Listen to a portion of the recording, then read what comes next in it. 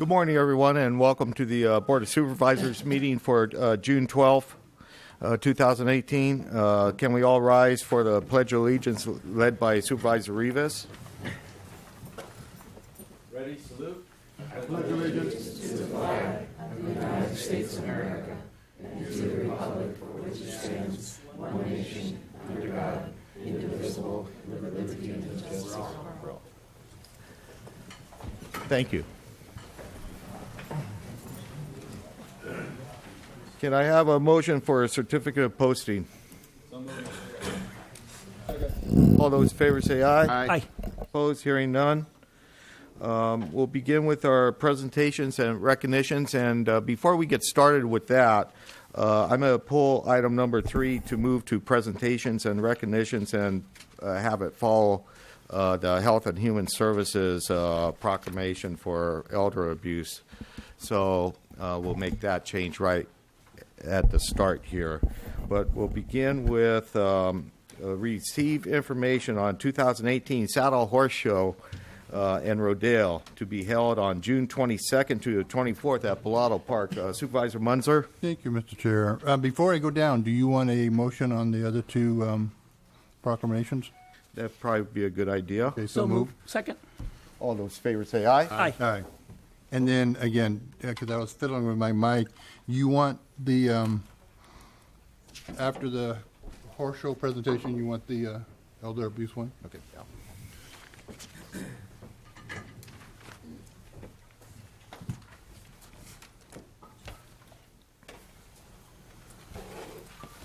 Good morning, everyone. It's my pleasure to introduce and ask for them to come up, our representatives from the Saddle Horse, I believe Queen and Princess?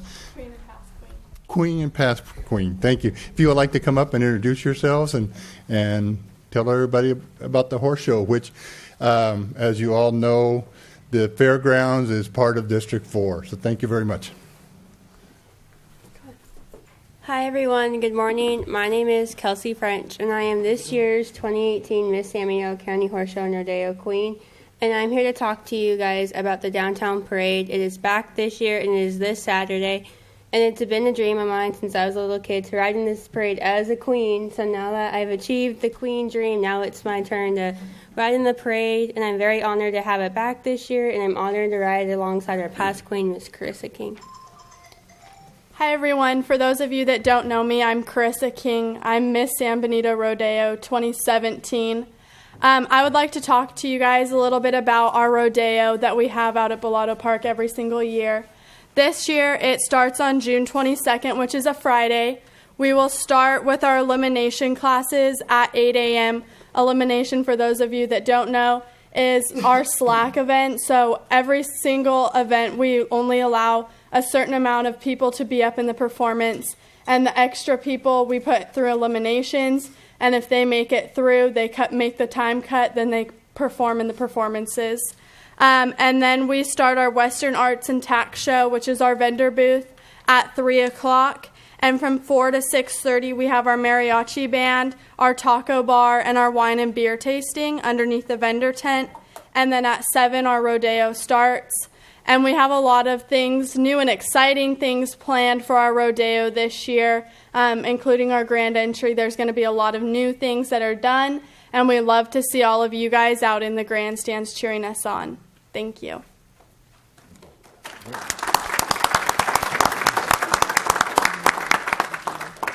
Thank you, ladies, very much.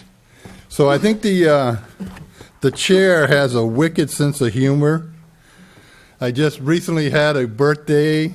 I think I'm the oldest member of the board, so he gives me this proclamation to read. So this is a proclamation of Elder Abuse Awareness Month. That's what I say. He's got a wicked sense of humor. Jim, if you want to come up, thank you.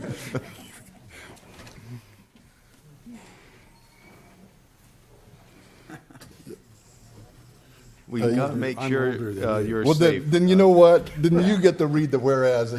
You can figure Is out that how many whereases you want to read. I made a mistake and told him I was older than him. Whereas older adults deserve to be treated with respect and dignity, to enable them to serve as leaders, mentors, volunteers, and vital participating members of our communities.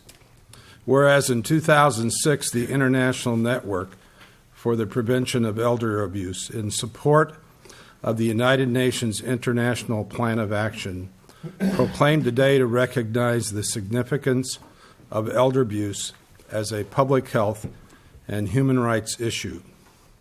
And whereas 2018 marks the 13th annual World Elder Abuse Awareness Month, its recognition will promote a better understanding of abuse and neglect of older adults. And whereas the National Center on Elder Abuse and San Benito County Health and Human Services recognizes the importance of taking action to raise awareness, prevent, and address elder abuse. And whereas ageism and social isolation are major causes of elder abuse in the United States, and recognizing that it's up to all of us to ensure that proper social structures exist so that people can retain community and societal connections, reducing the likelihood of abuse.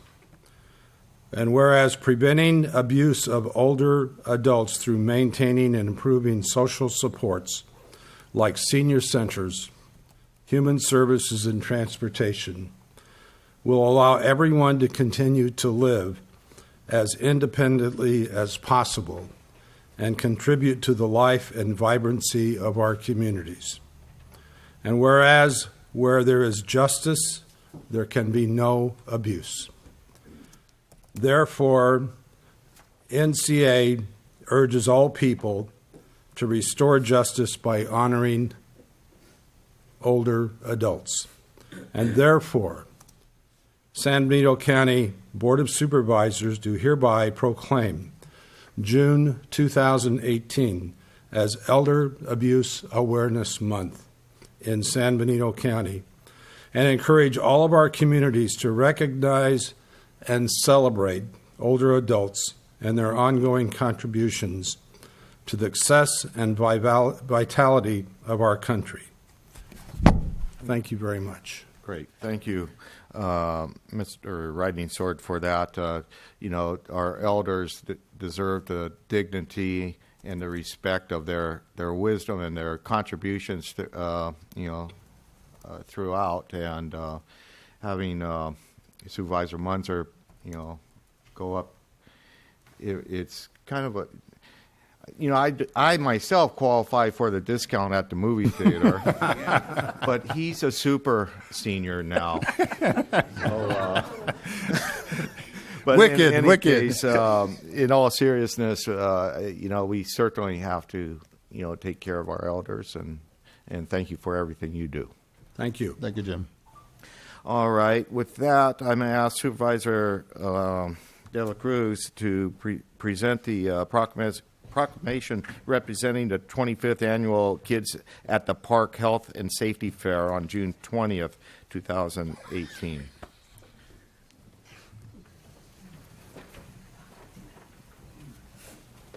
How are you, Tina? How's it going? Mr. Chair, public, good morning. Thank you for being here today. I actually take great pride in this one. Thank you, Mr. Chairman, for allowing me to make this presentation. Kids at the Park is very important to my heart, knowing that I got 3 grandchildren, and they enjoy going to the park a lot, so it's very personal to me. Whereas Kids at the Park is an annual health and safety fair held at Dunn Park in Hollister, California, that educates children in San Benito County to be safe from unintentional injury since 1994. And whereas Safety Kids Coalition of San Benito County will hold the 25th Annual Kids at the Park on June 20th, 2018 in honor of the late Janet Graham, public health nurse, child advocate, and founder. And whereas Janet Graham, wife, mother, nurse, county employee, and safety activist tragically lost her life to a motor vehicle accident on Highway 25 on April 30th, 2001, while advocating for safer roads. And whereas the exemplary life of Janet Graham lives on in this year's event and every Kid at the Park Health and Safety Fair. And therefore, be it resolved that the San Benito County Board of Supervisors does hereby proclaim Kids at the Park 2018 to be held in memory of Janet Graham this 20th day of June 2018. Trish, thank you. Thank you very much. Thank you. Appreciate it. I just would like to recognize, my name is Tina Garza. I'm the president of the Safe Boards Coalition of San Benito County, and I appreciate the Board of Supervisors recognizing Kids at the Park and us celebrating 25 years. We will be out there on June 25th, and if it's okay with the board, I'd like to post or leave some flyers in the back for anyone that might be interested in attending the event. Thank you. Thank you very much. Okay, and I'm going to have the honor of doing last certificate of recognition to Miss Shelby O'Neill, and I would like to invite her to our podium.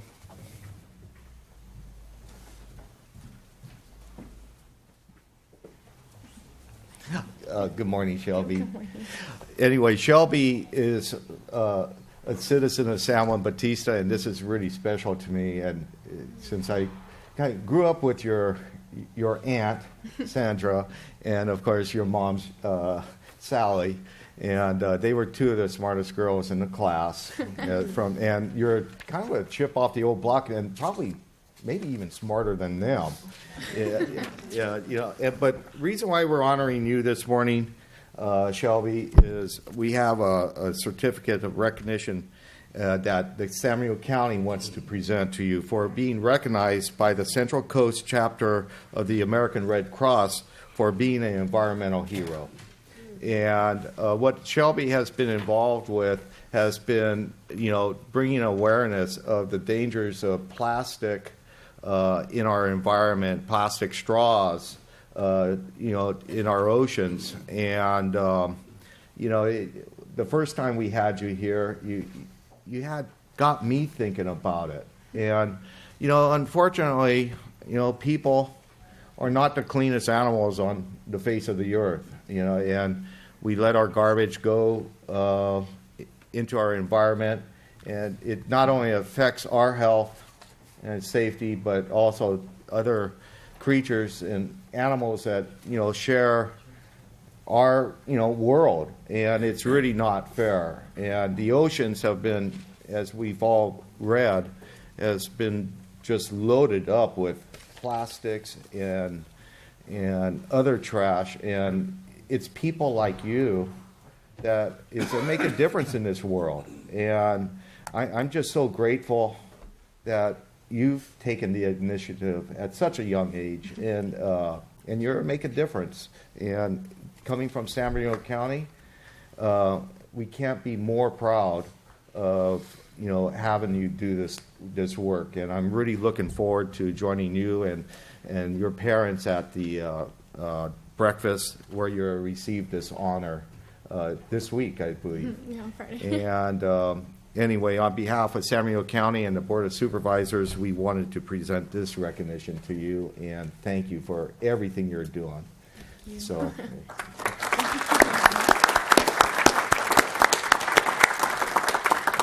Thank you. Anthony almost made me cry. But I'm the founder of a nonprofit called Junior Ocean Guardians, and that was for my Girl Scout Gold Award. And through that, I've been able to eliminate approximately 26 million straws from going into our ocean.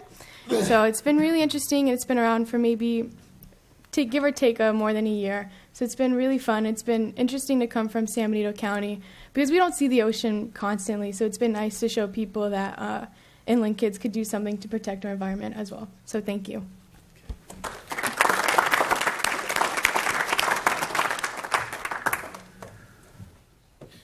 Okay. Thank you, Shelby. Thank you, the O'Neills. We'll move on to public comment. And please keep your comments to 3 minutes. This is an opportunity to address the board on items of interest not appearing on today's agenda. No action can be taken unless provided by the Government Code Section 5495 4.2.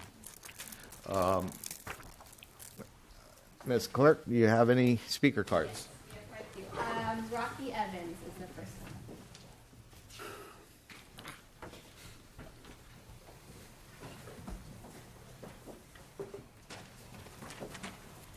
Good morning, gentlemen. My name's Rocky Evans. I live in Hernandez Valley.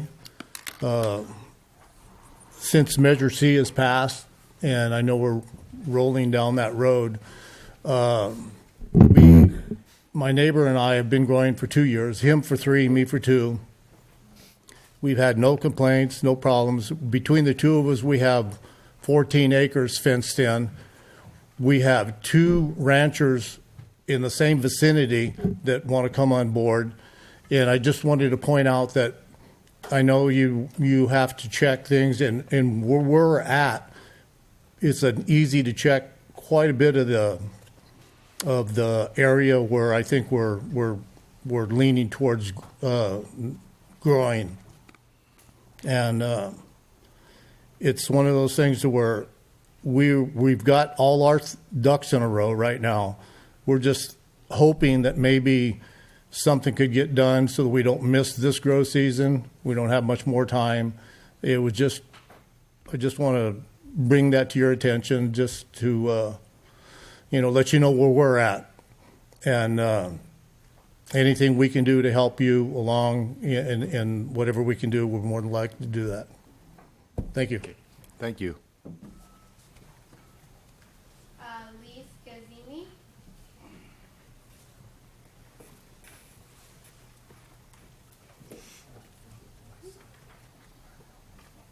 Morning, gentlemen. My name is Lee Skazgini, and I'm here to comment on the South County cannabis operations that it has. So when I say South County, I meant like from the Hernandez Dam to the Fresno County line, where all of our farms are located, ranches. So I'd like to point out, too, out of the 23 acres that was spoken before about the acreage of the marijuana cultivations, 14 of those were ours. There was South County's. So if we're talking 14 acres in addition to my ranch and Burkett's ranch, we could probably control about 75% of that. So I just kind of throw that out there and let you guys think about it. If we are allowed to grow this year, we could probably send you guys some money by the end of the year. So we'd like to see this pass, and so we could get a crop in the ground. All right, thanks. Thank you. Mandisa Snoddy. I'm sorry if I... Can I go live? Can I go live? You skip me for a minute? Sure. Joshua Brettholtz. Hi, Chairman Botello and members of the board. I'm Joshua Brettholtz. I'm the founder of Stemina. We're a small cannabis cloning company. We do just little starts for the industry, all organic. I just wanted to come and second what some of these other gentlemen have said. Passing legislation moving forward on sane and well-regulated laws will only bring a huge economic benefit to San Benito County. My business alone will employ over 50 people with well-paying jobs. We'd much prefer to do business here in San Benito than other counties that we've looked at. The climate here is ideal. The agricultural workforce is here. The necessary resources, the necessary infrastructure is all here.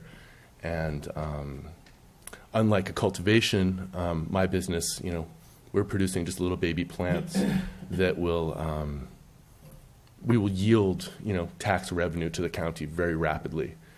We're not about waiting until winter time. We'd like to help the county out now. We'd like to employ people now. But similarly, what some of these other gentlemen have said, time is of the essence. We're in a situation where we have to pull the trigger. California is evolving rapidly, and unfortunately, San Benito County, with the passage of Measure C, is a bit behind the curve on getting these things up and running.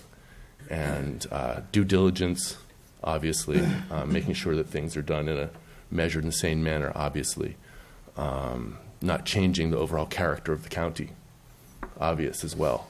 But I would encourage you to please take this up as quickly as possible so that businesses like my own and like those gentlemen back there, so that we don't have to take it to other places, which would be far less amenable, far less pleasant.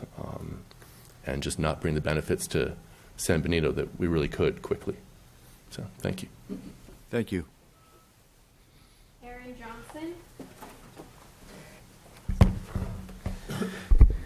Good morning, Chairman Botello, members of the board. Aaron Johnson, on behalf of several people who may become applicants in this process. I'm hoping that that is the case.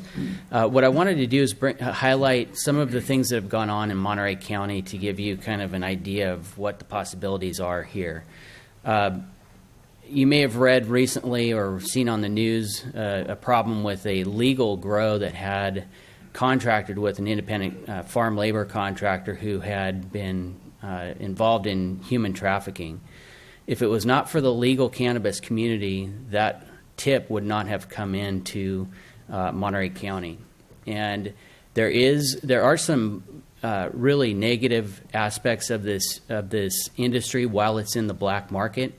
We've seen stories about stealing water. We've seen stories about pollution, pesticides, etc.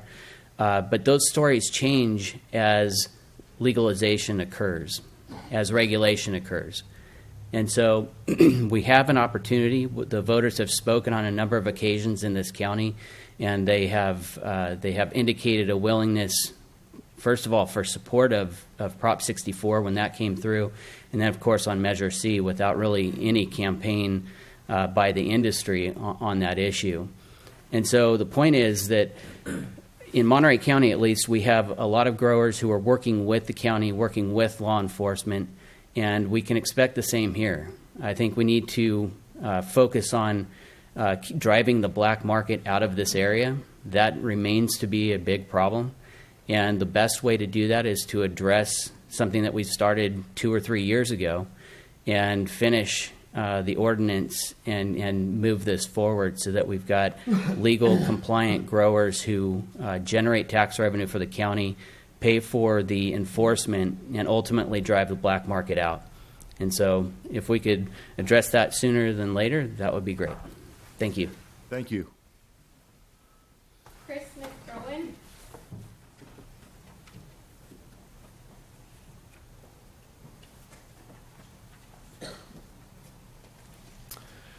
Good morning, everybody. Thank you for the time on the agenda today. I'm the CEO of a grower supply based locally here, and we've been supporting commercial cannabis cultivation throughout Central California. So our reach is about 2 to 3 hours in every direction. We kind of have the privilege of having a bird's eye view and what's going on in a lot of other counties, and we had business relationships with a number of the temporary permit holders before as well. Purpose of me being here today is just to reinforce a lot of the people who come before me and a lot of people who can't be here today, in terms of how important this is to create a framework for safe, legal, regulated cannabis cultivation, and to put that forward as quickly as possible. We all know what time of the year it is, and there's a lot of construction, a lot of jobs, a lot of good things that will come from what the voters have spoken about. I know it's a very touchy issue, and I know there's a lot of details to work through. And I just want to implore the members here to move forward as briskly as possible. Thank you. Thank you. John Parr.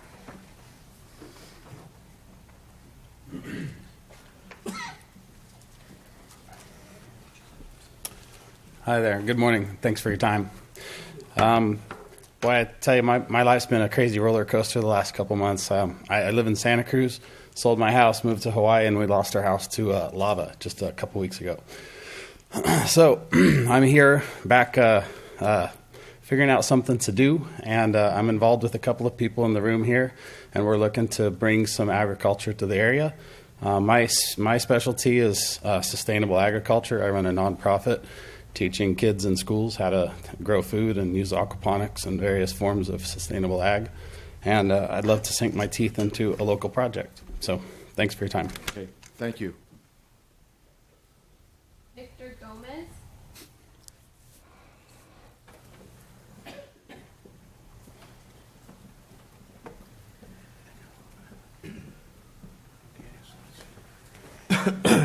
Honorable Chair, members of the board, Victor Gomez with Pinnacle Strategy. First, I want to thank you for your leadership in placing Measure C on the ballot. As you saw in last week's results, the community has spoken again. They supported Prop 64. They supported Measure C. There are still some ballots being counted, but some were released on Friday, and the yes on C side saw an increase in support, and it's likely going to continue to see an increase until all the ballots are counted. I do want to recognize Marley Smith, who helped me with the campaign, the Yes on C campaign.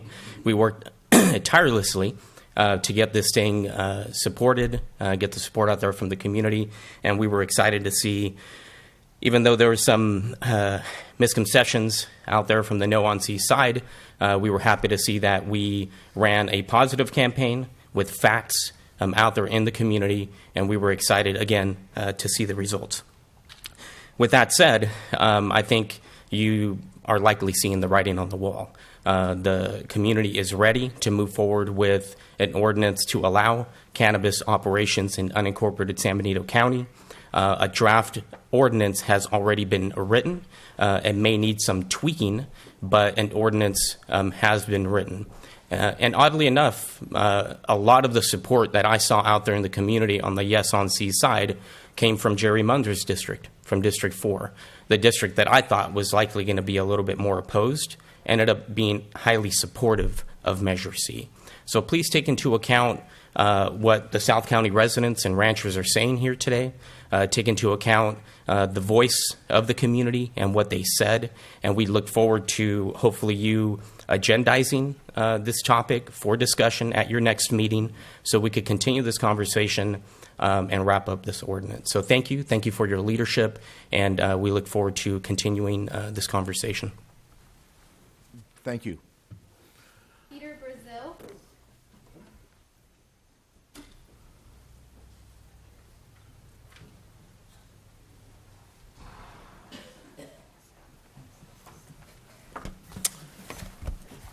Good morning, Chair Botello, staff, and other members of the board. We went over this probably for the last 2 years. You guys are probably very familiar with me. I'm here representing multiple clients in the county. I won't try to retread over subjects that have already been brought up. Again, I'm going to be speaking on development of our cannabis business ordinance. As you well know, through last year, I represented many clients, and there are many operators within this room right here that had to cease operations last year and comply with the board and the county, and they have substantial investments in this county, and they are still waiting and very willing to comply with you guys. And all I can do is emphasize that we move forward at least swiftly. We went over this for a year. As has already been mentioned, there is a draft ordinance. There are some minor tweaks, permit limits, setbacks, the southern boundary demarcation line, things of this nature, but they're very solvable, and it should be something that we should be able to go through quickly. And I'm emphasizing quickly because a lot of these operators are still invested in this county, are still paying mortgages on properties they might have purchased for their businesses, paying rent on ones they might have leased, and other types of infrastructure.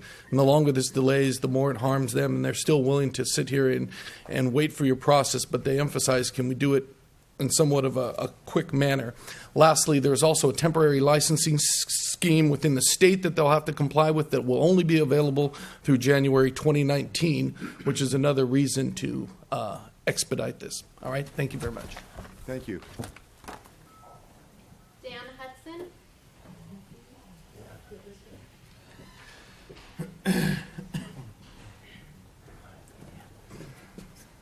Hello, thank you, Board, for having us here today.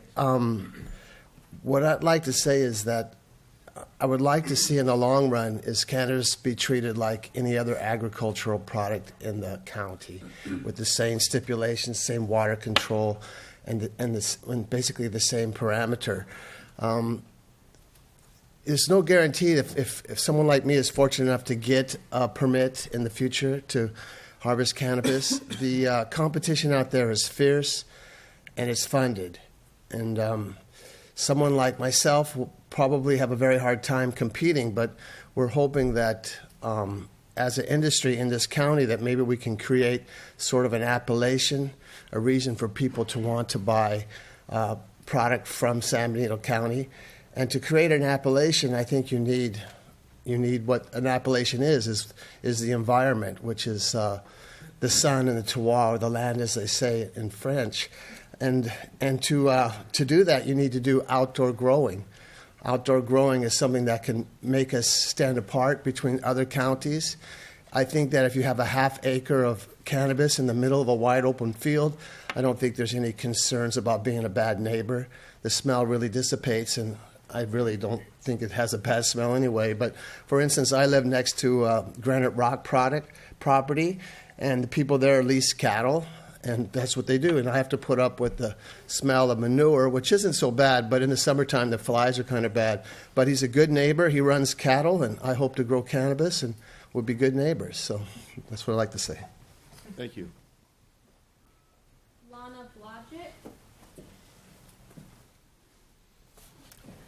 Good morning, and thank you all for all of the things that you're doing towards the cannabis industry currently and have in the past.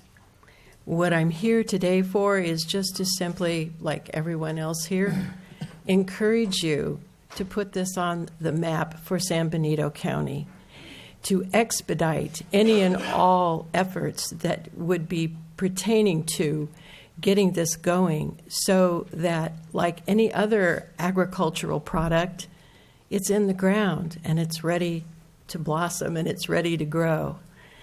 I would also let you know that what you're doing is you're also creating a number of businesses from this multifaceted industry. So you're going to see exponential growth. And the sooner that's done, of course, the better the economy will be.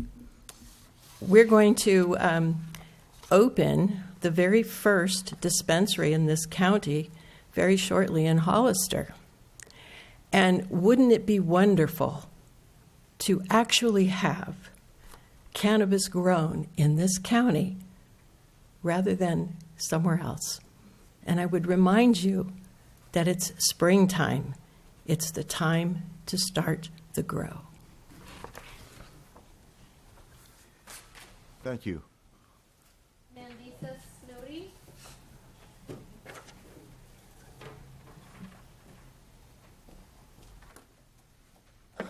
Good morning, board. Mandisa Snowdy from Central Coast Cow Growers.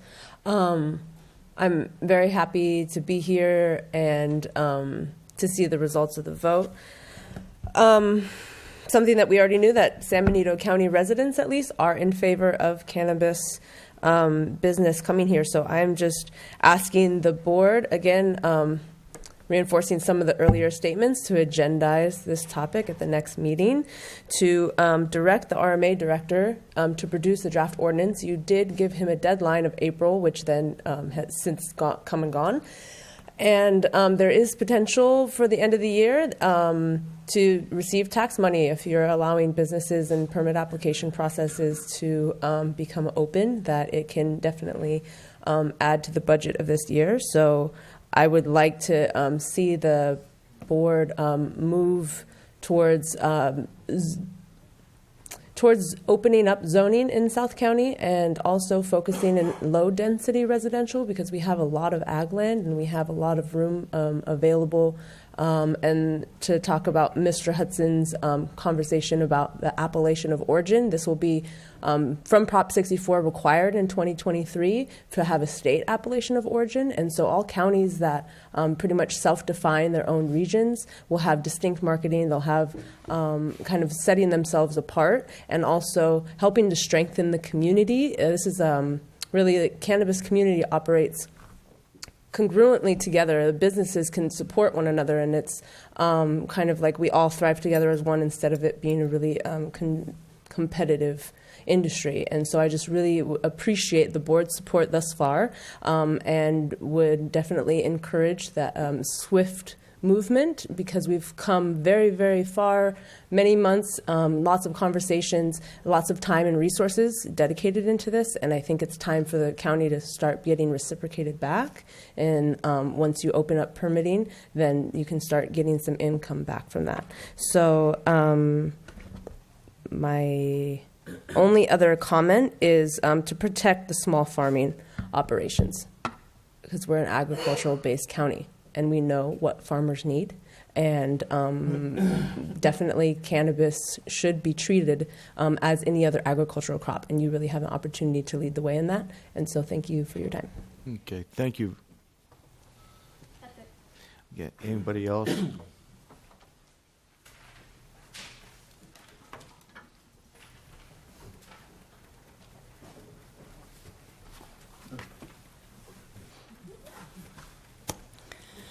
Good morning, Mr. Chair. Good morning, Board of Supervisors. Elia Salinas, San Benito County resident, and I think I'm the only one out here that was actually against Measure Z.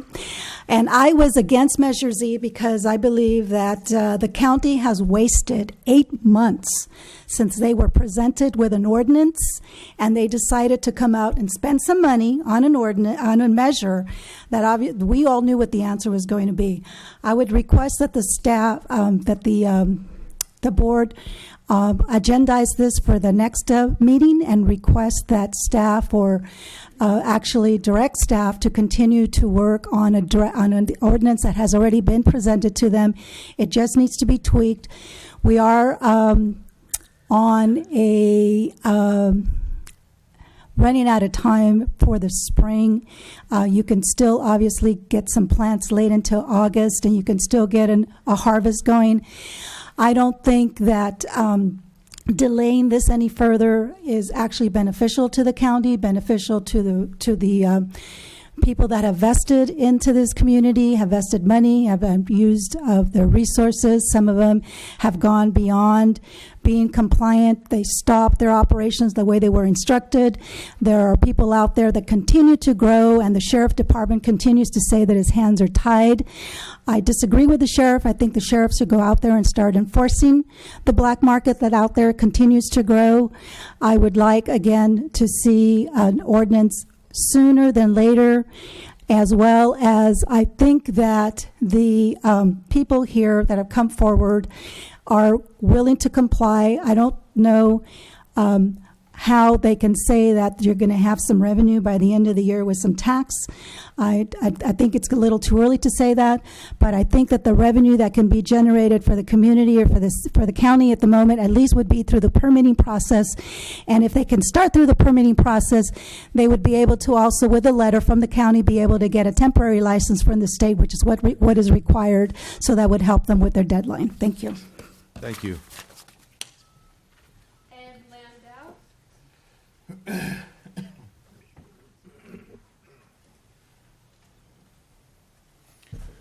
Good morning. Name is Ed Landau. I'm a Santa Cruz County resident, looking for a place to start a business, a cloning business, cannabis cloning business.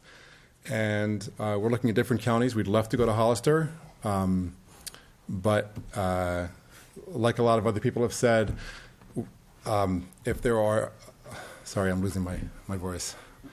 I would love to start a business here. We're waiting for you guys to pass the ordinance, but if it's not passed, we're going to find someplace else to grow. So we'd love to start here. Thank you. Thank you. Jeff Hassler?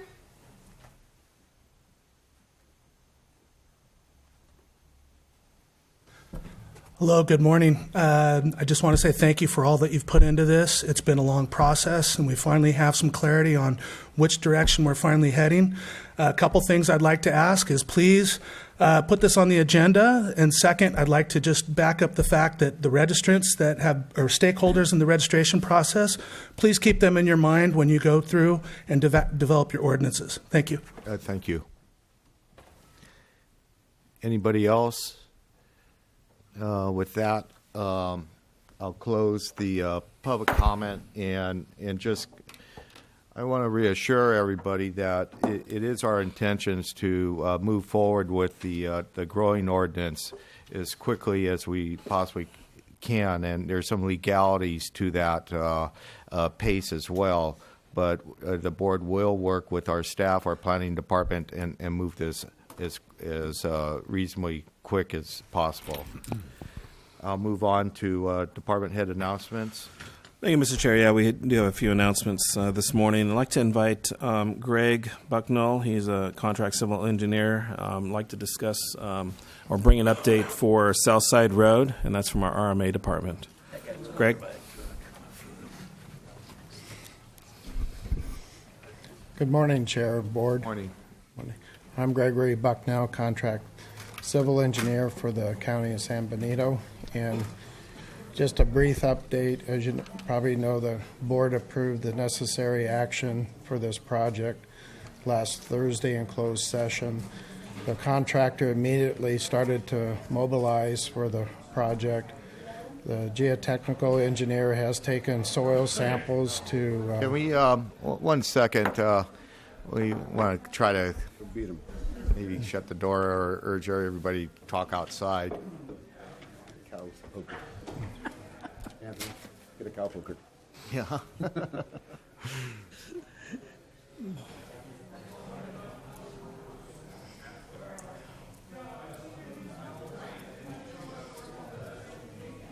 Okay. I appreciate that. Thank you. Yeah.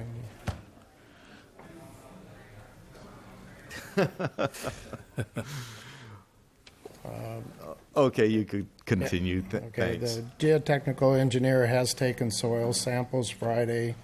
We'll have the test results tomorrow. We need to test before we move the soil material for any natural contaminants.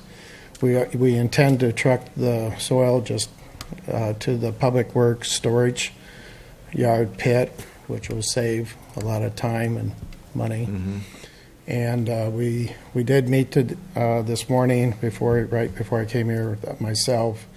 The contractor's geotechnical to work out the actual plan of attack. We will meet again tomorrow morning, and we intend to proceed to start moving the dirt tomorrow.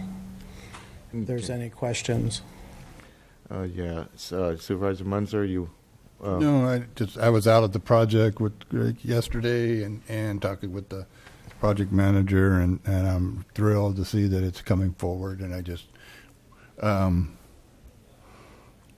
hope that there are no other roadblocks, pun intended, put up before this project. Okay, good.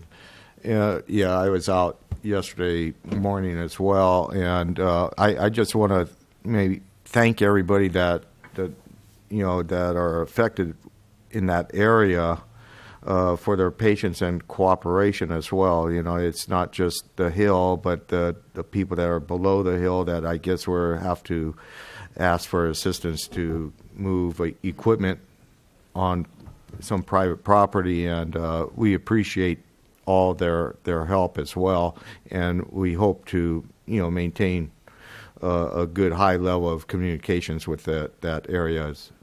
It would be benefit to everyone. Any other questions from the board?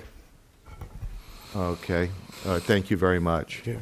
We'll move on. Thanks, Greg. Yeah, we also have another announcement out of our elections department. I'd like to invite Joe Paul Gonzalez.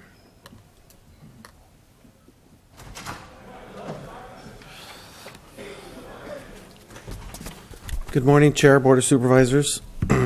Just wanted to give a quick update as to where we're at as far as the tally process of the June primary. On election night, there were 6,710 ballots that were processed. Friday, there was another update about 647 ballots. So there's still 5,000, a little bit over 5,000 ballots that are in the process of being tallied. So tonight, we expect by 5 o'clock or thereabouts, around 3,000 ballots will be tallied, and the results will be posted. So that will leave about 2,000 more ballots that will need to be processed, and we believe by Friday we should have about 1,400 ballots counted. There's 633 challenge ballots, and those are time consuming because we have to verify for example, why has a signature changed, why is there a different address on the envelope, those kinds of things, and we have to determine which contests those voters were actually eligible for. So that's going to take a little bit more time. Then, of course, we have the 1% manual recount as required by election statute. But we believe that the canvass process will be completed and the statement of vote will be to the board by the meeting of the 26th. Okay, great. Appreciate that. Any questions from the board? Okay. One other factor. One of the things that we did have employed the new tally equipment for this election with Dominion Systems.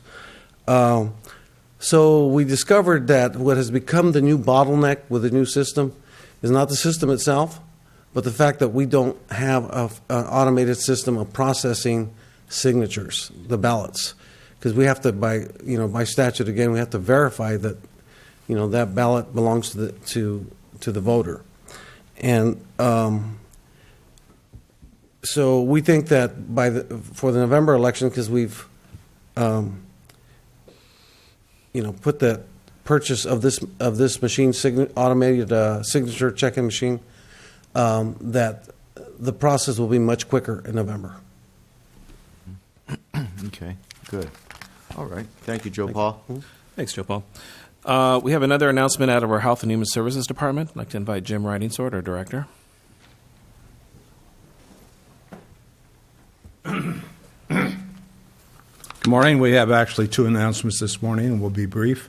First, I'd like to ask Enrique to come up and update you on the work that we're doing with the Housing Authority. All right. Thank you.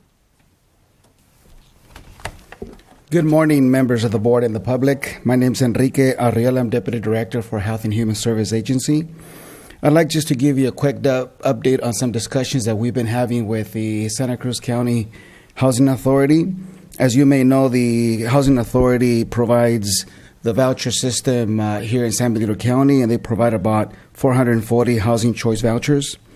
In an effort to provide additional housing options to residents in San Benito County, we have partnered with the Housing Authority in a couple of ways. One is the Mainstream Voucher Program, that this proposal will be submitted by the Housing Authority later this month.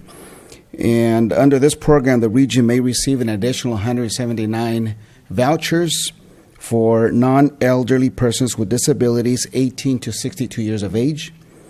We also anticipate approximately 50 of these vouchers going to San Benito County residents.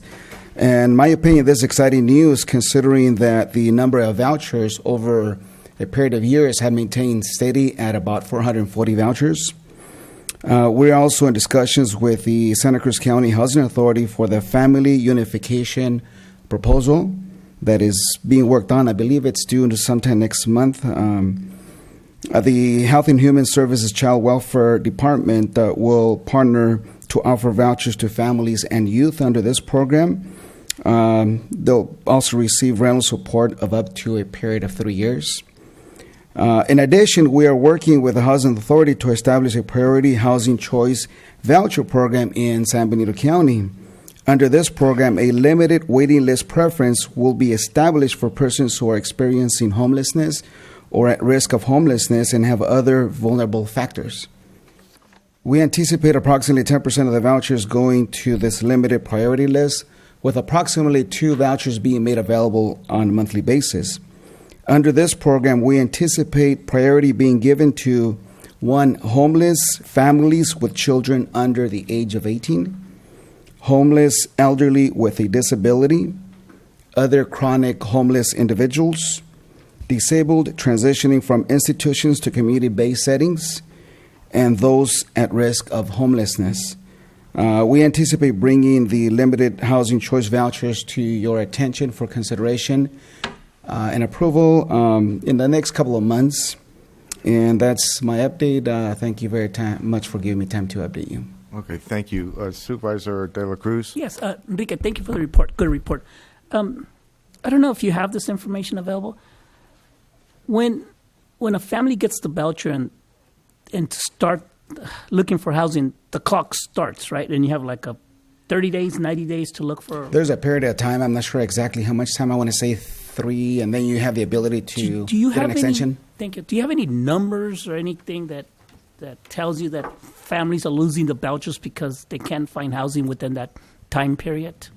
I don't, but we could certainly request it from the Santa Cruz Housing Authority. And the reason why I ask this question is because maybe we're not helping families if families are losing those vouchers. Because I've heard of stories where families can't find housing and they lose those vouchers. And boy, I hate to see That is correct. the face, the look on them, and they're like 2 days away from losing that voucher. And maybe we got to work, that gap.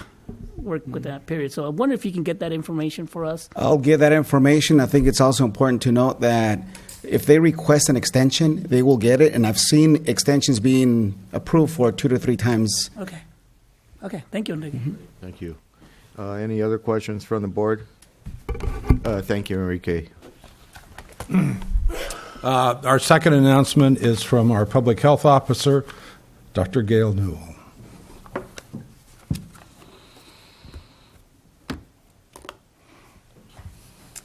Good morning, all. Morning. One of my privileges as the public health officer is that I get to come talk to you about poop today.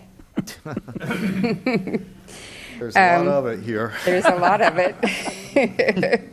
I'm going to specifically address questions and concerns about the 2 portable toilet facilities that public health has placed in the city of Hollister. And there have been a lot of questions and concerns about why these are in place. One is directly, just very nearby here, in front of the old Public Health Services building. So I'm going to read a statement that I've developed to use as a response to questions about these portable toilets. Okay. It's brief. Thank you. Why are there portable toilets and hand washing stations in Hollister? California has had recent hepatitis A outbreaks. They began in San Diego County in November 2016 and spread to Santa Cruz and Los Angeles counties in 2017. Monterey County declared an outbreak in 2018, which still continues. Many people have been hospitalized and some have died during these outbreaks. In an effort to prevent such an outbreak in San Benito County, portable toilets with hand washing stations have been placed in areas where at-risk populations congregate. Hepatitis A is a highly contagious liver infection caused by the hepatitis A virus. It can range from a mild illness lasting a few weeks to a severe illness lasting several months. Although rare, hepatitis A can cause death. Hepatitis A usually spreads when a person unknowingly ingests the virus from objects, food, or drinks contaminated by small, undetected amounts of feces from an infected person.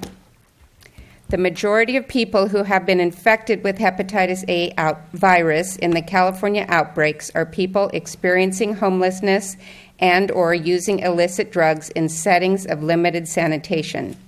A lack of toilet and hand-washing facilities in places where at-risk populations congregate has been a contributing factor in these outbreaks. San Benito County Public Health Services has actively responded to prevent an outbreak in our community. Along with our clinical and community partners, we have organized vaccination campaigns targeting the at-risk populations and those that serve them. And this has been going on for almost a year now. Okay, great. In addition, we have provided education to the greater community and ensured adequate sanitation facilities. Portable toilets with hand-washing stations have been placed in areas where at-risk populations gather, which otherwise have no public toilets available. To date, our efforts have been successful in preventing an outbreak of hepatitis A in San Benito County. Hepatitis A outbreaks are on the decline throughout California. We anticipate removing the portable toilets when the outbreaks in California, especially in our neighboring counties, are controlled. Okay, great. Thank you very much. I appreciate you bringing that message forward and letting us know what's going on out there. It's a problem. We have a homeless problem in San Benito County, and people need the facilities to take care of themselves and also the impacts that on the whole community at large. So appreciate that work. Any questions from the board? Seeing none, thank you, Doctor. We have another announcement, Mr. Chair, from our librarian. I have Nora Conte here.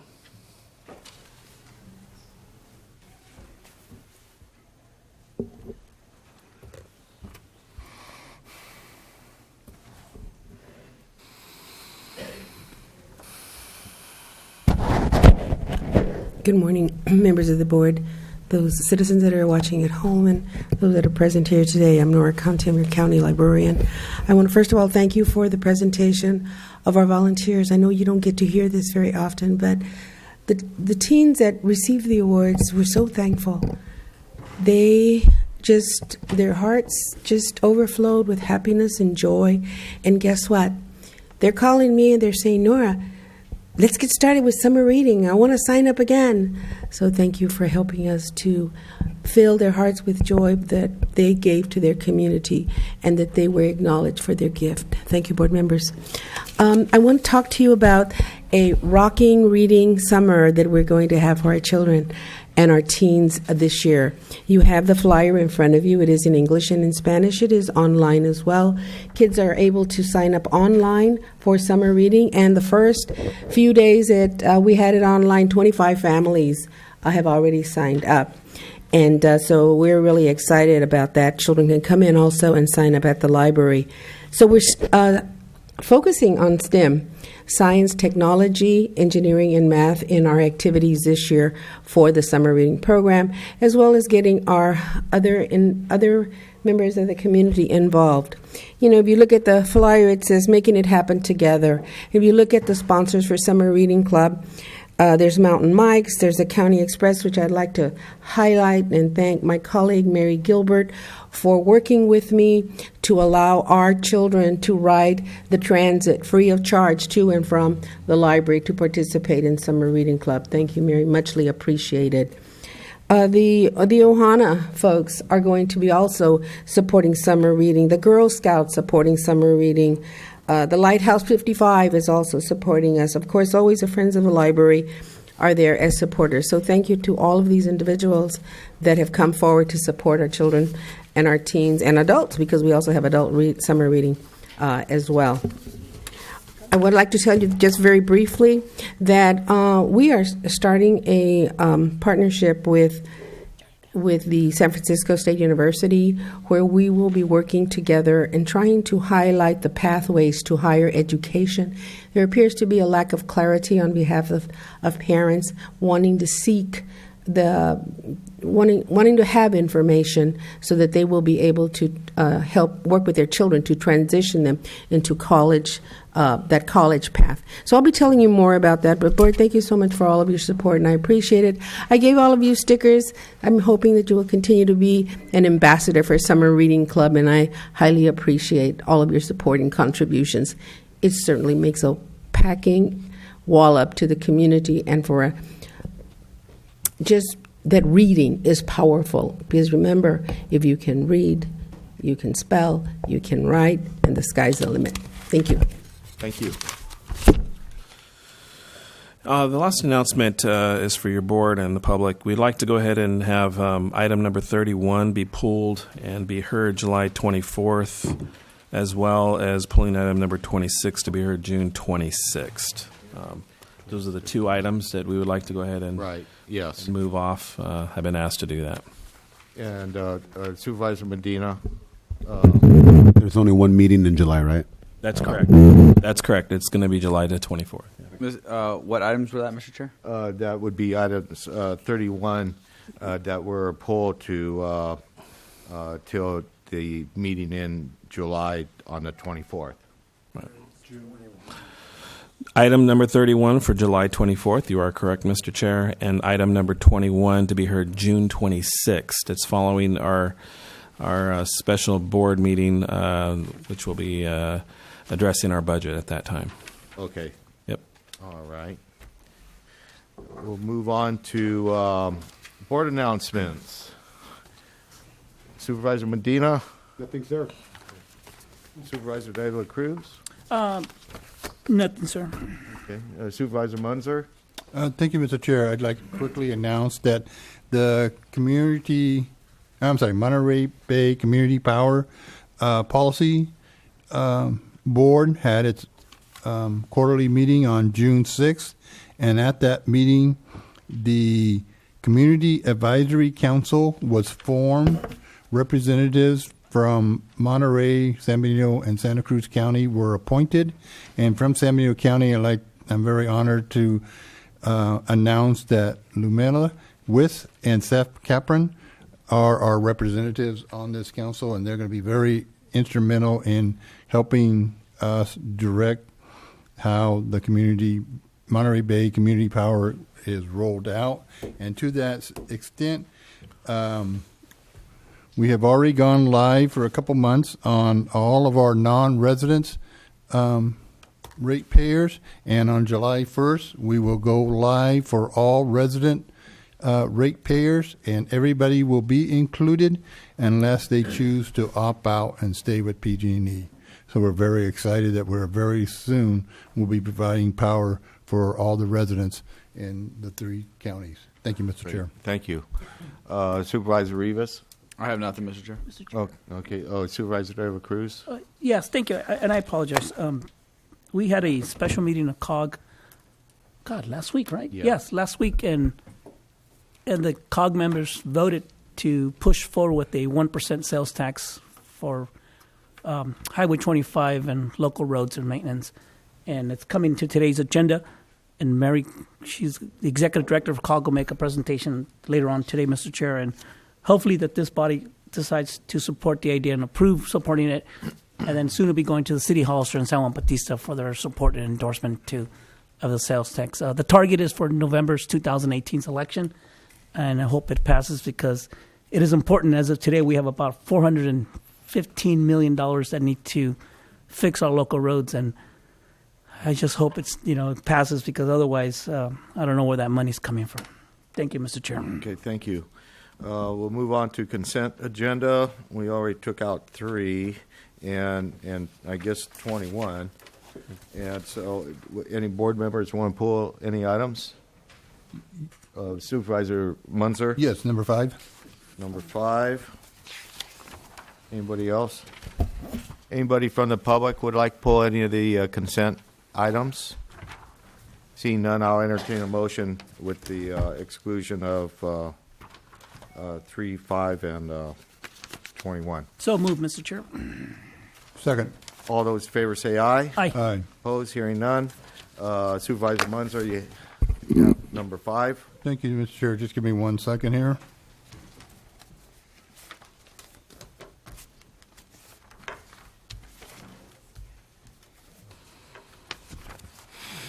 In the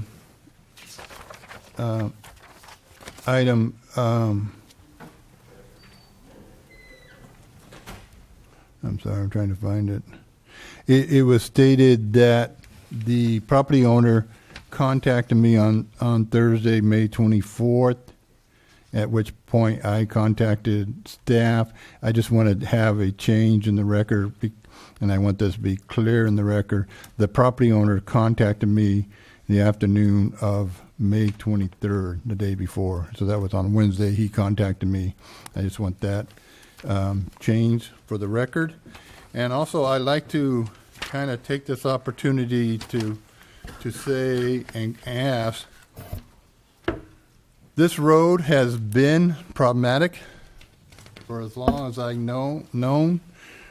This particular site has slid several times over the year. A site that we just approved, a housing project, which we allowed access to the road, has had slides. And I question, why are we allowing projects to use Southside Road? And staff is unfortunately, I feel, have aligned themselves with the applicants and the developers to allow this to happen when we have such a problematic road. At best, we cannot offer 365 days of the year access from both directions, because in the wintertime we often have to close it because it's a low water crossing across the Tres Pines Creek. That has to be closed, and we have numerous slides over the year in these hill sections. I question, why are we approving projects that utilize this road as their access, either EVA, secondary, or whatever, or main? This needs to be stopped, and these projects need to be curtailed. Thank you, Mr. Chair. Okay, thank you. Any other comments or concerns? Any concerns about changing the summary of the agenda item? Mr. Chair? Yes, go ahead. Thank you, Mr. Chair.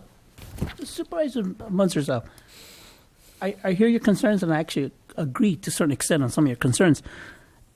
If that's the case, are you asking that the board reconsider how we approve projects that have an impact on Southside Road? And if so, does that mean that we need to kind of redirect traffic in a different direction? And is that going to open up a whole new can of worms on how traffic impact fees will be applied?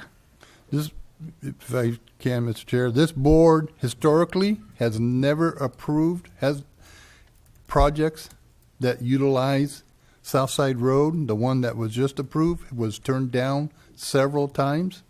I question, why did we allow it to go through this time? And actually, what I wanted to mention, the school that's located on Southside Road, the traffic backs up in the morning and in the afternoon on Southside Road in a bad situation. Any housing would increase that traffic, and we need to look at what we're doing. If the applicant and developer has to find another route to direct that, to move his traffic, absolutely, that is what I'm requesting of this board. Okay. Mr. Chair, but that's not on the agenda. No, so no, we can't have this discussion. And so I think what we need to do is just let's focus on this agenda item, and then if we need to re-agendize it, let's bring it back, because then we're getting way off topic here. So thank you, Mr. Chair. The reason I kind of let it go a little bit longer, it does. We're approving, a contract that is, Southside Road, and it has some real problems. But you're right, and this is something that I want to bring back in August as far as our processes and our input into projects moving forward. But with that, why don't we go ahead and if there's no objections as far as Supervisor Munzer's change as far as who notified who in what order, we can move on. Before I do that, is there any comments from the public?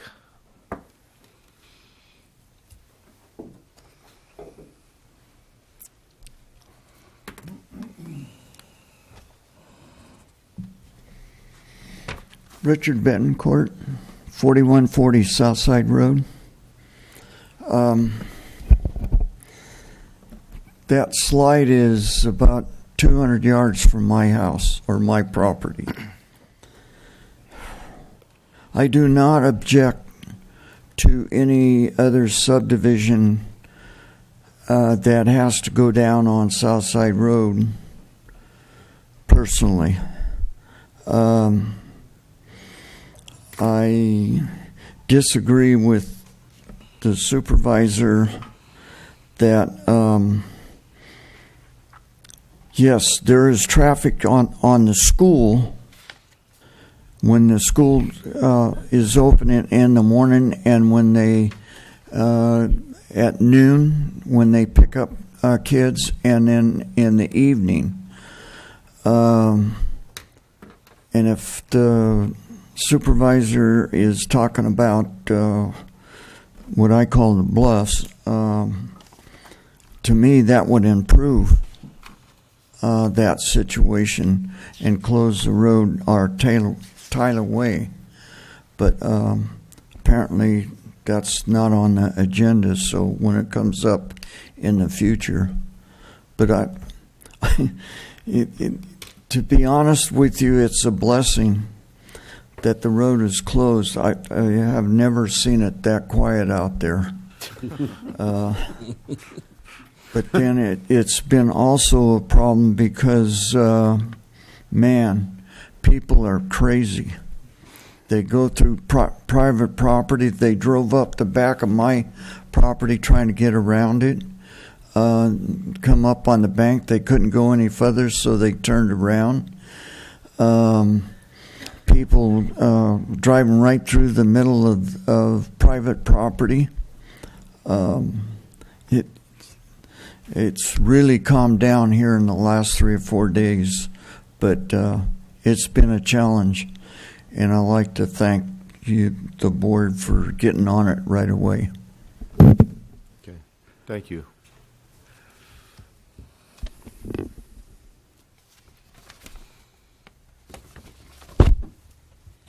Good morning, Ellie Salinas County county resident. I want to call out Supervisor Munzer on stating that I think in defense of staff, that you're saying that they're aligning with the developer is kind of offensive to them, and no one has come to the defense. I mean, there's 5 supervisors out there, and I'm surprised that not one of you said anything about him making this accusation. And I'm personally offended for the staff, because making an accusation like that they're siding with a specific developer would actually be cause for termination.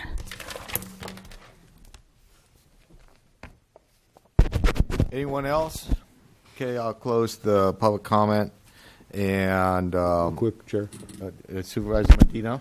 I don't want to leave on that note. I just want to really compliment Jerry, Supervisor Munzer, and what he has done during this fiasco, his leadership, everything else, making sure that we were called to a special meeting and ribboning the situation of the road. Thank you, Jerry. Okay, thank you.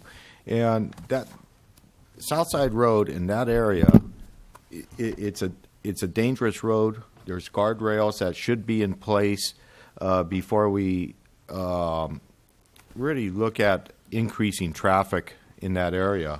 We've been real lucky up to this point that, when you have slides like what we're experiencing in that area, narrowing the road is narrow to begin with, and there's no guardrails, and you could drop off about 30 feet and real easy. And how we haven't had more accidents out there is beyond me. But this is a good time that it brings some awareness to this board as well as to our staff and planning departments, and I think that was the point that Supervisor Munzer was bringing forward. Supervisor De La Cruz? Yeah, thank you, Mr. Chair. I support Supervisor Munzer's position wholeheartedly, and in fact, Mr. Chair, I'm willing to support Supervisor Munzer's, if he okays with it, that we agendize the effects of development on Southside Road in the future meeting, Mr. Chair. Okay. Supervisor Rivas, you have anything? Yeah, no, I think, the point I wanted to make is this being a consent item, is we have to approve the consent item as is, and then we could come back and discuss other issues related to, events on Southside Road, whether it's, I would request that the chairman work with staff to see what exactly it is, and maybe work with Supervisor Munzer, it is his district, to see what it is we want to bring back to talk about, as far as a plan moving forward, as far as the infrastructure, right-of-ways and whatnot. So, okay. All right. Thank you, Mr. Chair. Okay, thank you. All right, so how do we... I'll make the motion with the changes asked for per staff recommendation. Okay. Second, Mr. Chair. All those in favor say aye. Aye. Aye. Opposed, hearing none. We'll move on to our regular agenda. We pulled item 31, so we'll go to 32. CEO Espinoza. Thank you, Mr. Chair. Yeah, so as your board is aware, we've had multiple meetings, town hall presentations concerning the franchise, and we're finally at the point to have your board approve this agreement. I'd like to invite Kevin McCarthy to elaborate further on the particular item, but your board did request in prior meetings some items that were important to them, tax taxing for the equipment being purchased, having a local facility. So these items were addressed and have been put into the contract and per your board's recommendation. But I'd like to go ahead and have Kevin here to elaborate further on this. Kevin? Thanks, Ray. Honorable Chair and board members, it's a pleasure to be here this morning. I want to first thank the 5 of you for attending the meeting back in March. I know you've all put a lot of time and effort into this. These franchise processes are not something you want to do every year.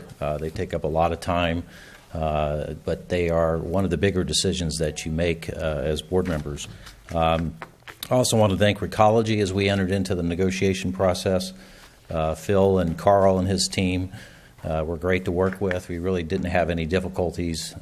Even at the last minute, we had some things that came up and everybody pulled together. So we're very, very happy with the end product. As the CAO mentioned, there were a set of conditions of approval that are in the staff report. The staff feels like those were addressed very thoroughly. I can go into answering any questions on that. As part of what you're considering today, you're considering approval of the franchise agreement and also the issuance of a Prop 218 notice. This is something that's not been done in the past. The intent in the future is to issue a 218 notice that's attached to the staff report. We would come back in October for a rate protest hearing. By approving the contract today and approving the issuance of the notice, we would come back in October and tally up any protests. If there's not a majority protest, then the board could then approve the final rates that go into effect November 1st. Real quickly, there is one change to the staff report, the staff recommendation, item 4, if the county council can address that. Yes, reviewing item number 4 on the staff report, it says direct staff not to execute the agreement. There's one missing word. The word would be until the other RA members have also approved the agreement. And that's so that if there's another RA member that disapproves the agreement, I guess we would have to get future direction, additional direction from the board. Thank you. Just as a reminder, this is an agreement built around 3 agencies. So there are votes scheduled next Monday with the City of Hollister and Tuesday with the City of San Juan Bautista. So with that, I'll take any questions. Okay. Any questions for Supervisor De La Cruz? Yeah, thank you. Unfortunately, we moved 31 because kind of 31 and 32 kind of relate to each other. If in the future the board decides to make a rate change to the franchise rates, if we have a contract with Ecology, say for example, I'll make it real simple, they charge $10 a ton, and it's drop at the landfill. Do the tech or the users, the rate users, get a dollar for dollar reduction savings? Like if I'm a customer of Recology, would I get a savings if the board in the future decides to make changes to the rate? Yeah, Supervisor De La Cruz, that's an excellent question. So there's 2 pieces to this. The noticing of these rates is the maximum rates. And so if the board was to take action in July to lower the tipping fees, the board, you've noticed the maximum rates. So you can approve rates lower than those. And so the good news is there wouldn't have to be any change to the noticing process. The second piece to it is there is a dollar for dollar reduction. Recology, an attachment C to the staff report, it lists all those cost forms, and in there's a line item for disposal at $44.75 per ton. If it drops to a lower number, Phil and his staff will plug it in, and disposal is a small part of the total, so it's not a dollar for dollar drop in the actual rate, but it would be a couple % reduction in the rates that you see currently noticed. And so we would basically be able to produce a new rate sheet for you if your action was to lower the landfill tipping fees and give the disposal savings all back to the ratepayers, then we would produce a different rate sheet.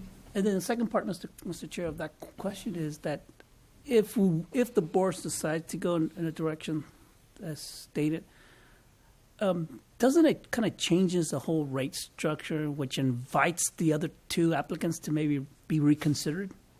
It's a good question. I know you've raised that before. All of the companies use $44.75 per ton, and so changing that doesn't change the relative rankings or the relative differences in the rates. You're absolutely correct. If that part of their proposal was an assumption they could make, you're absolutely correct. They could adjust sort of the total cost and the rankings, but everybody used the same number, the 4475. Okay. Does that answer your question? Yeah, thank you, Mr. Okay. Chair. Okay, thank you. Any other questions from the board? I'll open it up for public comment. Anybody would like to address the board on this item? Oh, seeing none, I'll bring it back for further discussion. I just want to clarify one thing. This has nothing to do whatsoever with the commercial roll-offs. Is that correct? Supervisor Medina, the commercial roll-off business is excluded from the franchise. I just wanted to go on record and make sure that I understood that correct. Yes, sir. Thank you. Okay. Any other questions or comments? Seeing none, I'll entertain a motion. Mr. Chair, make a motion that we adopt Resolution 2018 what's the Madam number? Clerk. You have a number? Lot of. 28, thank you. No. Number two. Or maybe it is 29. It's 29. 20? That's right, it is 29. Yeah. That's right, because we moved that. Okay, yeah. Adopt Resolution 2018-29. Second. Yeah. Blah, blah, blah, blah, blah, blah. No, approving the new franchise agreement with College San Benito County for collection of recycles, organics, and waste and solid waste effective November 1st, 2018.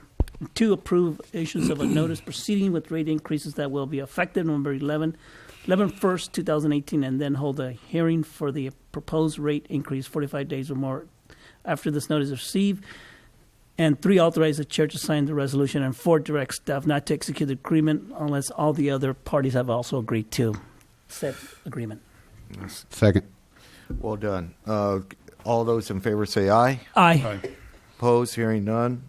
We'll move on to the next item. CEO. Thank you, Mr. Chair. I'd like to invite up Mary Gilbert. She's the director of COG. Your board has contemplated, obviously, cannabis and TOT, which did pass this June election, and we've been working with COG on whether we were going to move with a sales tax or not, and also working with KNN, and we've been discussing with her and COG about the potential of moving forward with tax. So she's here to discuss our roads and kind of what the plan is moving forward from COG. Thank you, Mary. Yes, thank you, Mr. CAO. Good afternoon, or good morning, Mr. Chair, members of the board. I am here today to present to you information on the Council of Governments' recently approved Transportation, Safety, and Investment Plan, and we are seeking the Board of Supervisors' approval of this plan as well today.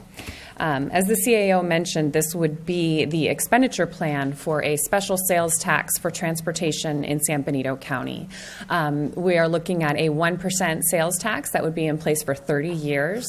And because it's a special tax, it requires a 2/3 vote approval rating. So we need to get to 66.67% voter approval for this. Being a special tax, it includes a detailed expenditure plan that shows exactly how the funds will be spent. And that's what's included in your packet today in this Transportation Safety and Investment Plan that we've put together over the past several months. The sales tax generates local revenue, and the good news about that is then we have local control over those revenues, and we're able to make decisions locally about where those funds will be spent. But also we have the opportunity to leverage state and federal dollars for our projects, and certainly our intention with this investment plan is to use as much state and federal funding as we can to match the local dollars and make sure that they go as far as they possibly can in our county. And then finally, being a self-help county, it does also give us new opportunities. There are certain opportunities for leveraging funds that are only available to self-help counties that have a specific transportation sales tax measure in place. So getting this approved would put us in that position to access funds that we currently just can't access right now in San Benito County. And then finally, a measure like this will support the local economy and create jobs with new construction projects. I want to just go quickly over our transportation needs in the community, and I think I may have presented this to you a few months ago, but just a reminder that COG has recently developed a regional transportation plan where we work with the local agencies to look at our transportation needs. And over the next 22 years, we have a $1.8 billion need for transportation investments in our community. Using just the state and federal and other local resources that are available to us now, we anticipate that we would receive about $1.1 billion to meet those transportation needs. So that leaves us with a funding shortfall still of over $700 million of investments that we would like to see in this community. And of course, our pavement is in terrible condition. We are one of 7 counties in the state to have an average pavement condition index of 46. So San Benito County on this map is in red there, along with the other counties. And that's, we are considered, we have poor pavement condition. It's significantly worse than the statewide average. And we have a combined pavement maintenance need of over $350 million just today. So what we've been doing at COG is we've been having a transportation needs conversation. We've done this online as well as by going out and meeting with dozens of community groups and having one-on-one conversations and stakeholder meetings. And we've been trying to get input on what the transportation needs really are, what are things people would like to see.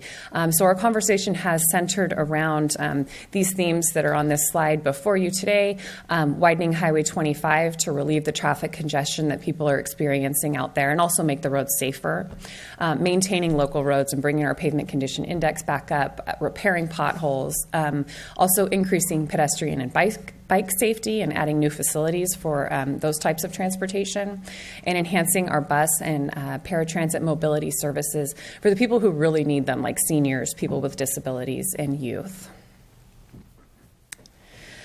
So as we looked toward developing this expenditure plan, keeping in mind all of that public input that we've received, we have kind of a tiered approach to the investment plan.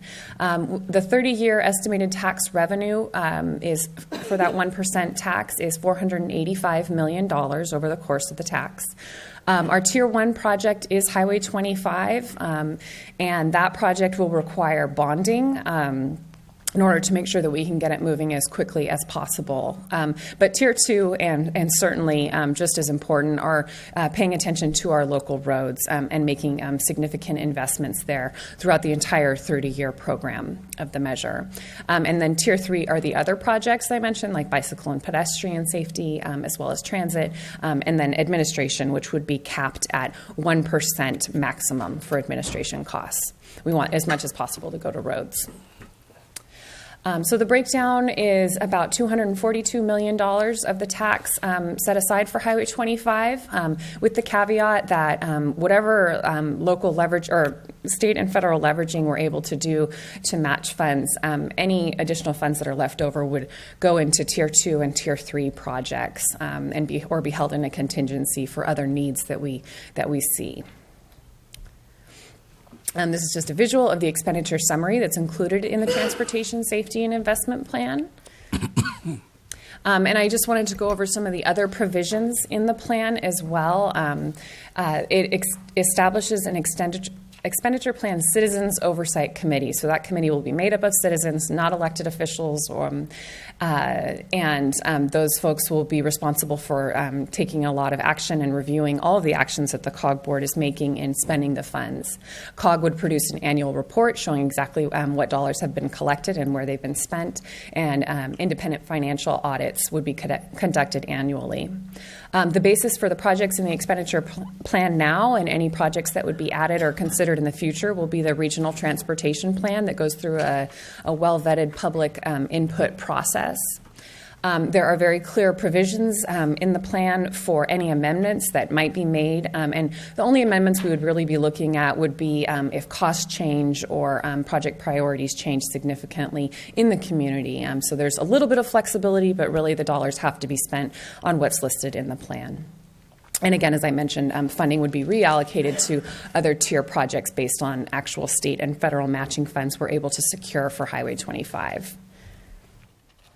Rehabilitation and maintenance funds and projects would be based on the pavement management plans for each of the local jurisdictions.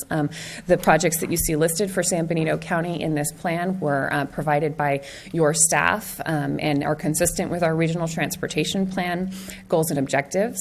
And there's a local funding formula. So for the funds that are coming for those Tier 2 projects, 47.5% will come to San Benito County. An equal amount will go to the city of Hollister, and San Juan Bautista will receive 5% of those funds. So just in terms of next steps, we are requesting approval of this expenditure plan today by the county. We're also asking that the county take action to designate the Council of Governments as the authority responsible for administration of the tax funds. COG is an existing agency, and as such, the Board of Supervisors can make that designation so that we can be the administrating agency. We'll also be going to both cities to request their approval of this expenditure plan. The COG Board will be introducing an ordinance this month and adopting it in July. And then I'll be back again requesting that the County Board of Supervisors place this measure on the ballot at the end of July before the deadline of August 10th to the Elections Office. So any questions you have, I'd be happy to answer. Supervisor Medina? I just want to be clear on this. This is voted on by the city and the county. Yes. Okay. I know we had some issues in the past, so I want to make sure that it's clear that this is a city and a county vote, not just a county. The voters, the electorate, yes. Yeah, exactly. Yes. Thank you. Yes, Supervisor De La Cruz. Thank you, Mr. Chair. I just want to say thank you to Barry and your staff and all the COG members for actually being ambassadors for this sales tax. Thank you, Supervisor Patello, Chairman, the Mayor, Ignacio Velasquez, Tony from City of San Juan, and the other board members, too. And I just kind of don't know. Oh, Jim Gilliot, too, and I apologize for his leadership, too, also on this very important 1% tax. And I hope that we as a board members also take that leadership position in an ambassador capacity to lobby for this out in the public. Thank you, Mr. Chair. Great. Thank you. Any other comments from the board? I want to echo Supervisor De La Cruz. And, we put this on the ballot, which I hope we do. We have to, as leaders, really get out there and push this. As we demonstrated, our pavement index is really bad. And one thing we have in common with those other counties is that they're not self-help counties either. And we're not able to address our roads unless we address them first ourselves. And then we'll be able to get some leveraged funds and hopefully set ourselves on a path that is, protecting that public asset as well as the health and safety of our community. Any comments from the public?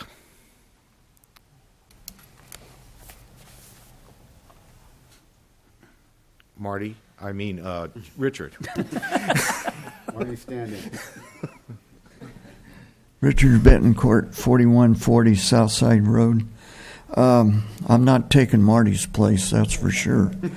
Okay, that's good. I got a question more than a comment. From what I understood in the past, the city's got a 1% tax now, right? So if we put another 1% on, would that add a 9 and a quarter on the city tax? Yep. Yes. And 8 and a quarter on County. the county. Right. It'd be 7.25. It adds 1%. Okay. The people that live in the city ain't going to like that. Anyway, was my question. Thank you. Thank you. Mr. Chair. Why don't we wait till after public comment? Is there anyone else from the public? If not, now I'll close public comment and bring back to the board Supervisor De La Cruz. Thank you. Mary, can you share with the public and the board what was the results of the last election? And it was in the June election, right, Measure P? The results of the Measure P election? Yeah, Measure P was a half-cent sales tax in the June 2016 election, and we reached almost 60% approval for that. Well, one of the things that was interesting, attending so many COG meetings the last couple of months and trying to measure the acceptance of this tax is that there's a growing dissatisfaction, so to speak, with Highway 25. People are willing to pay more if that road is widened. And what's going on right now on 25, 156, which fortunately in a year and a half from now there will be construction will start, but is people they're willing to pay another cent on their sales tax for the road for us to address Highway 25 congestion and take care of our roads. And we have the surveys that reflect that, and that wasn't in today's presentation, but we certainly have it through our COG office if anyone's interested in seeing those results. But there has been a remarkable increase in acceptance from Measure P to this point in time. If you want to add to that, Mary. No, I think you both captured it well. Yeah, over time we've seen it, and I presented our public opinion poll results here a couple of months ago. And, and the other point is that our neighboring counties have these self-help taxes in place right now. It's not, out of the realm of thinking that, 9.5% and sales taxes is what our neighboring counties have in place now. So with that, any other comments from the board? Questions? We have, we do need to approve the TSIP as the expenditure plan. Do I have a motion? So moved, Mr. Chair. Per staff recommendation. For staff recommendation. Do I have a second? Second. All those in favor say aye. Aye. Aye. Oppose? Hearing none. We're done with that part of it. Thank you. Very good. Thank you. I'll introduce the Ag Commissioner Karen Overstreet for the resolution of the intention of continue assessments on the mosquito abatement. Thank you. Good morning. Each year, I come before you to request your approval on continuing the assessment that funds the mosquito abatement program. This year, we are again recommending that the rate remain at $11.22 per single-family equivalent. I do have a couple corrections. The public hearing will need to be scheduled for July 24th. That's the only board meeting in July. And Shirley handed me the corrected resolution hot off the presses referencing that date. So what I'm asking you to do today would be to preliminarily accept the engineer's report, adopt the resolution of intent to levy assessment for fiscal year 2018-2019, and schedule the public hearing for July 24th. July 24th, not the 10th, as it says in our staff That's correct. report. Okay, very good. Any questions for the Ag Commissioner? I'll open up public comment. Any public comment? I'll close the public comment and bring it back to the board for a motion.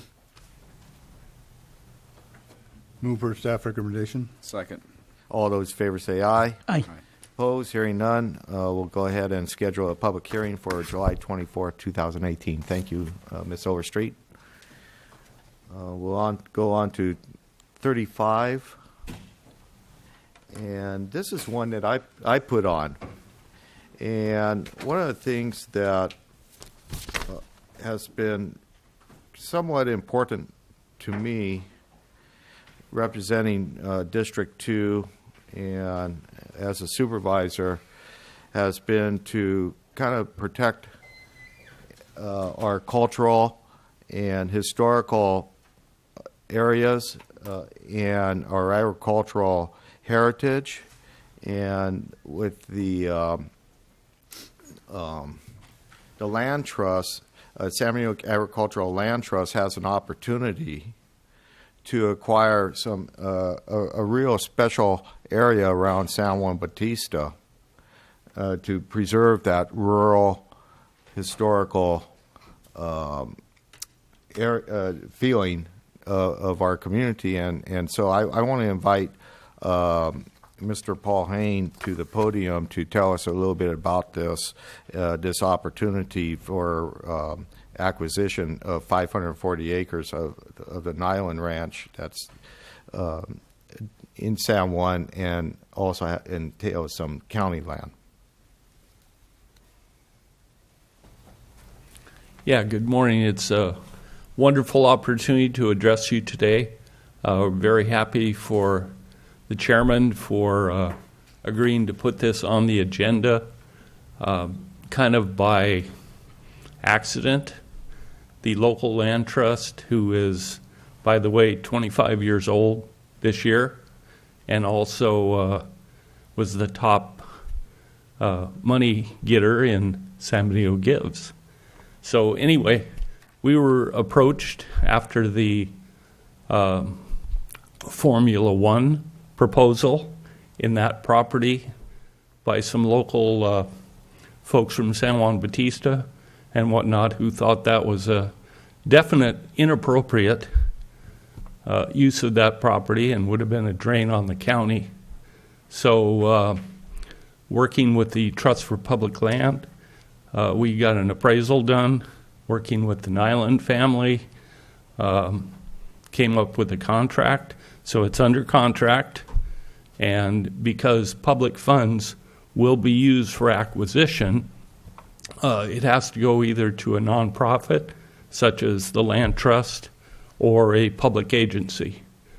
And I don't think any public agencies in the area are capable of taking that on right now, but the Land Trust is. The other kind of serendipitous thing is the Land Trust owns the fee title to the open space land at Rancho Larios, which is right immediately to the west. And so with the Nyland property, we'd have over 1,000 acres that would be permanently preserved and useful for watershed, grazing, scenic enjoyment. I think especially for those poor folks on 156 when they're coming home every afternoon,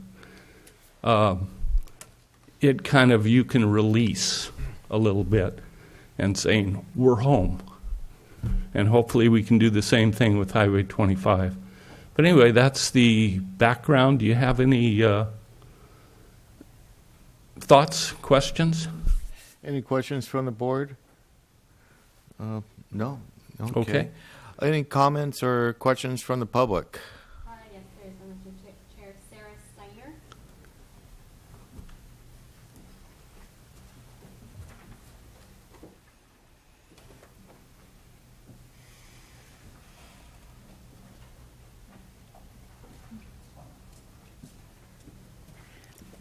Chairman Botello, Board of Supervisors, I'm Sarah Steiner, Cienega Valley, and I'm a trustee with the Board of Supervisors, with the San Benito County Agricultural Land Trust, and I have a little teleprompter for my words.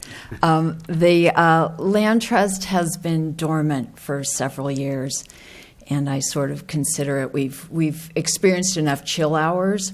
We're now ready to grow. Recently, we brought on some very energetic directors, board of directors. We have new goals, milestones. The San Benito Gives was one milestone we set ourselves that exceeded our expectations. And what's come up with the Trust for Public Lands is an amazing opportunity to help us secure a presence in the county. We are an agricultural land trust. Agriculture is still our number one economy. From the discussion earlier in the meeting, it's still going to remain a significant force, and we find that supporting,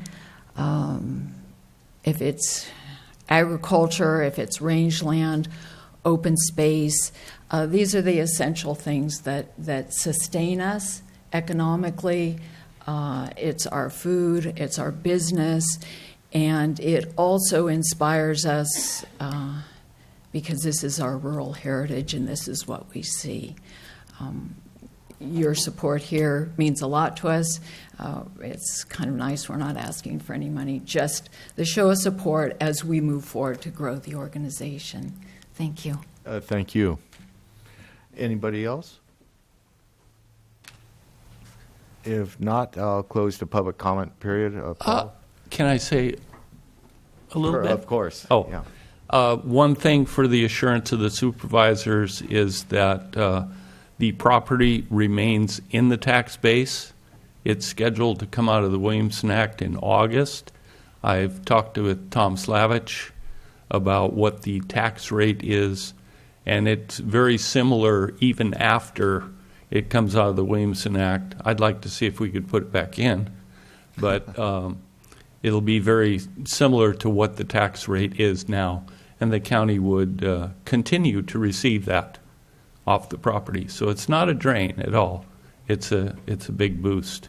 Okay. Supervisor Munzer has a question with that now. Well, no, I'll defer my question. Oh, okay. All right. Anyone else? Well, Mr. Chair, you know, and I'm Paul, and I actually, I'm happy that the prior speaker, I forgot her name. I apologize. Said Sarah. That Sarah. Yes. Thank you, Sarah. That no public money will be used, right? No. Well, it's there's grant programs through the state of California, and that's what we're applying for the bulk. Well, I guess I should rephrase it. No, San Benito County General Fund money will be used. No. Okay, that's unless you want to give us some. We may be several $100,000 short in the grant process, and yeah. And then the other side of the other side of that coin is that it's not going to compromise our tax base. That's exactly true. Okay. Yeah. Okay. Thank you. Okay. Any other further comments by the board? If not, I'll make a motion to support the trust for public lands acquisition of 540 acres of the Nyland Ranch with Resolution 2018-28. Second. All those in favor say aye. Aye. Aye. Opposed? Hearing none. Thank you, Paul. We got that done. Okay. We'll move on to item 36, CAO. Thank you, Mr. Chair. So here we are again. It's been about my fifth or sixth time now working with you on the budget. Every year we've been coming before you, having special board meetings to discuss budgets, to discuss needs, concerns with CalPERS, and many other issues that we're confronted with each year, legislation changes and so forth. What we instituted many years ago is to come back before your board to present a somewhat of a mock budget hearing prior to the actual budget hearing that we're going to be hearing June 25th. Make sure we put it on our calendars at 9 a.m. and to really iron out any issues or concerns that we may have. So there have been a few things that have come to light over the last few weeks that we want to make sure that we share with the entire board and definitely get your input concerning it. One is fire. We have some preliminary numbers on a possible contract adjustment and change. So we wanted to discuss with you those figures. Today we're going to be reviewing with you a PowerPoint presentation you see before you now on the big screen, as well as we'll be reviewing with you the actual budget hearing schedule that you have before you in your packet. There are a few slight changes regarding what's on consent and what's on regular. We wanted to make sure that you're aware of if you have any concerns with that, as well as reviewing Schedule 9, which we'll be going through each, well, not all the items, but any of the items that have significant change or concerns that we want to highlight for your board, I think is important. So there's about 25 items that we're going to be talking about. They'll still be quick. There's not a whole lot of meat to them. It should be within an hour. We'll be done, probably 45 minutes, an hour. We should be done with this. Again, it's just more of a high-level, high overview of the budget. Supervisor Munzer? Mr. Chair, on that note, I recommend a break before we go. Okay, since I don't want to be accused of any elder abuse, we'll take a 10-minute break. Jerry, it's not going to be an hour. You know that.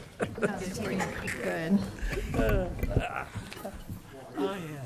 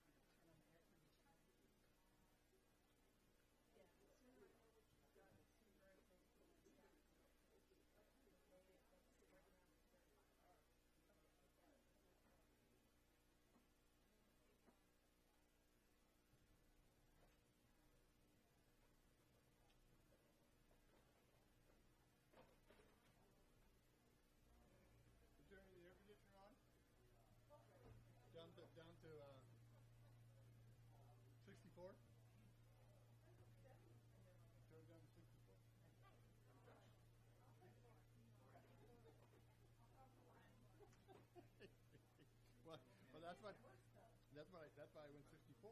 I figured if I had gone 69, you would have only gone to 72 or something.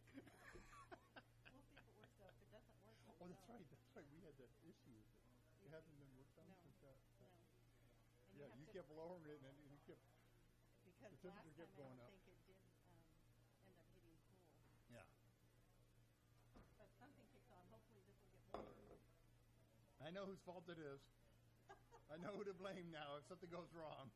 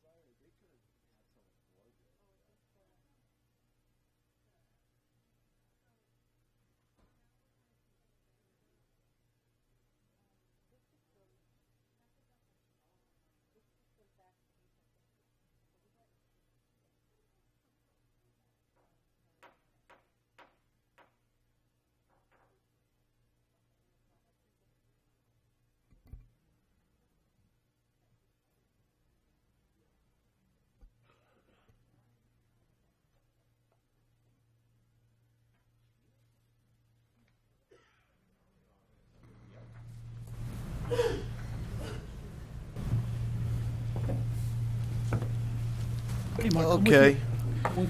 Call the meeting back to order. Thank you for keeping it right at around 10 minutes. It's perfect. CEO, you want to lead into it, or?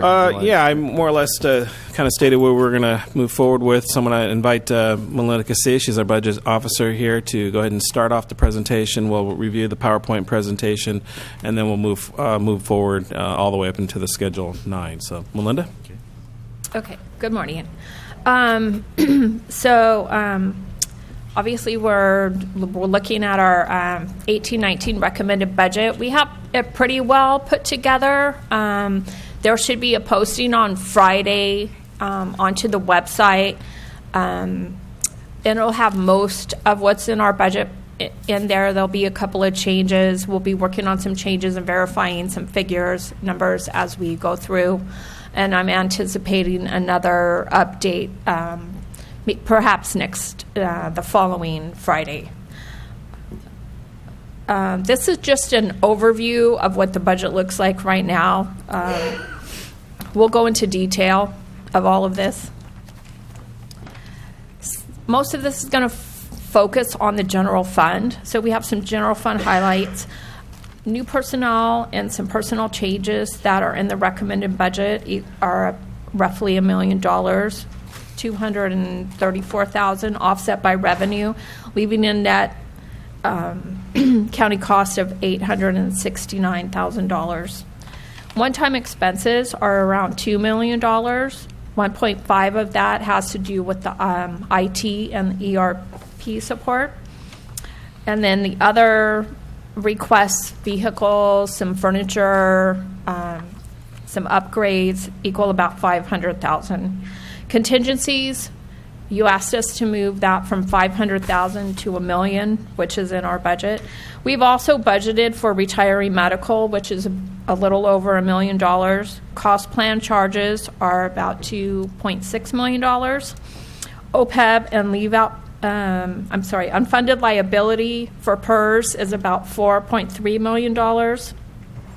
And legal expenses, I have a typo there, $345,000 for what we currently have in litigation, and then another $125,000 for unforeseen things that might come up next year. Supervisor Munzer has a question.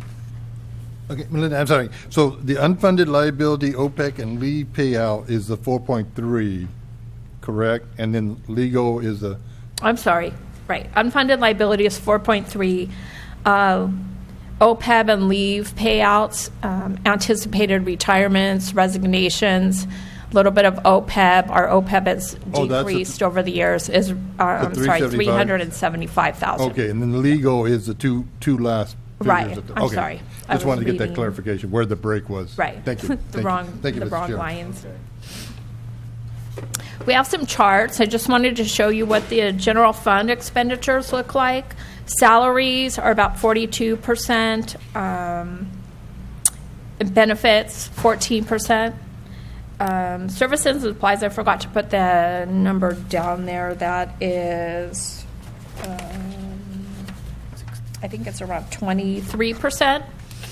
Other is about 9% fixed assets, or looking 3% requests, and the cost plan and medical retiree total about 9% of our budget. The general fund expenditures, and some of these are supports to other funds, such as the road fund, the fire fund, trial court. As you can see, the biggest portion of our expenditures are in public protection. That's at 62%. General government, which encompasses Board of Supervisors, Clerk of the Board, CAO, auditing, county council, is about 25%. Contingencies, the $1 million is going to be about 2% of our budget. The rest of these are public works. This is our support to public works, is about 2%. This is the recommended budget by expenditures, basically for our general services. It includes subvented funds plus the general fund. However, it does not include capital outlay, the road funds, and the impact fees. Public assistance, as you can see, is 33% of our budget. Health and sanitation is about 17%. Public protection, 34%, and general government is 14%. This is the entire budget for the county. General fund revenue, as you can see, taxes, property taxes, which are property taxes, and sales and use taxes, make up the majority of our revenue in the general fund, which is about 45%. We have some aid from other government units, which is around 16%. Charges for services is about 26%, and the rest of it the rest of these items make up the balance. Discretionary revenue. This is revenue that is not dedicated to a specific department in the general fund, is around $27 million. Most of that comes from property taxes, which is 61%. A little note is of that 16 million, we only receive roughly 11 cents of our property tax total allocation. Sales and use taxes make up about 20%. I have a question. Typically, about this time of year, we get a report from Tom. When is that report be due? I'm going to say August, maybe? Is it usually in August? So it's really after the budget. I have a copy. I'll send it to the last one. Right, okay. for the assessed values, but we work with Tom during the year to try to get an estimate of property taxes. All right, so The numbers that we have here have been, we have really worked, spent a lot of time with Tom and staff on those numbers and making sure that they're accurate numbers. So. okay, good. Yeah. How do we balance the general fund? Our total expenditures that we're recommending to you are $49 million. Dedicated revenue, which is revenue that departments earn or they have funding for, comes to about $15.6 million. The remainder that we need, excuse me, is $34 million. 27 million, excuse me, is in the discretionary revenue, and our use of reserves that we're going to be asking for is $6.7 million. $870,000 come from new personnel or some changes in personnel, one-time purchases of $2 million, contingencies of $1 million. We had an increase in our fire contract. We're still in negotiations, but right now this is the amount that we have is roughly $500,000. We normally ask for 1.5 to balance our budget, and then I put in an item in here of PB2 revenue timing. I thought some of this revenue was going to be coming in 18-19, but it appears that it's actually going to come in at 17-18. So we're going to have a little bit more to add to fund balance than we anticipated. And so that's roughly what makes up the use of reserves, $6.7 million. Any questions? Any questions? No? All right. Okay, I wanted to just real quickly run through this report for you. This is what makes up that $27 million of discretionary revenue. This is how we used it. I have on top here $5.2 million of general expenses. Those are things that that we use in our non-departmental expenses. Support that we provide to other departments, countywide audit, some memberships. So that comes to about $5.2 million. I highlighted the ones that that were kind of on top. The assessor's office uses roughly $1.6 million of our discretionary revenue. Keep going down. The district attorney is about $1.5 million. We use roughly $4.4 million for the sheriff's office, $5.6 million for the jail, $2.2 million for probation. Juvenile hall is roughly $1.5 million. And then public works is roughly $1.6 million. And then finally, the library uses about $1 million of our discretionary revenue, and then ultimately our contingencies right now are at $1 million. So I just wanted to show you the breakdown of how we use that $27 million of discretionary revenue and the reserves that we're asking for also. Just a little bit of information so that you know how the discretionary revenue of $27 million breaks down. And just, if I may, Mr. Chair, to add, so with that being said, from our last meeting that we had, our last special board meeting, there has been a pretty good increase because your board did request additional contingency money. And then, obviously, we're putting more money into fire. So there's the numbers are higher than what we had before. And again, too, when you look at the usual request, every year we've been operating in the black. We've always more or less have been fine, and a big part of that has to do with vacancy budgeting. So that's one of the avenues that we wanted to tackle this year is staff classification, and in particular looking at staff, the classes. I mean, it's really important this year. We need to address some additional staffing. So that's the reason why the personnel is there. But we need to really, we're going to kind of fold it into the vacancy piece and monitor it to make sure that if we have to through attrition, stop the hiring process if we're not accounting properly. So that's really important. So we'll be monitoring that this year. And I think it's something that we have to do because we have to weigh out risk and reward. We really need to bring in some more staffing to help with all the work. There's a lot of work going on. Okay. Supervisor Rivas? Yeah, possibly this is a question for staff. I know Ray just alluded to it briefly about fire. I know we've been talking now for several months about this fire contract coming up. So what is the status of that? I mean, this is an appropriate time to talk about it because of the budget hearings. I mean, and I'm getting calls from public safety, agencies, from firefighters, from residents in my district. Are we going to get some kind of conclusion here soon, or?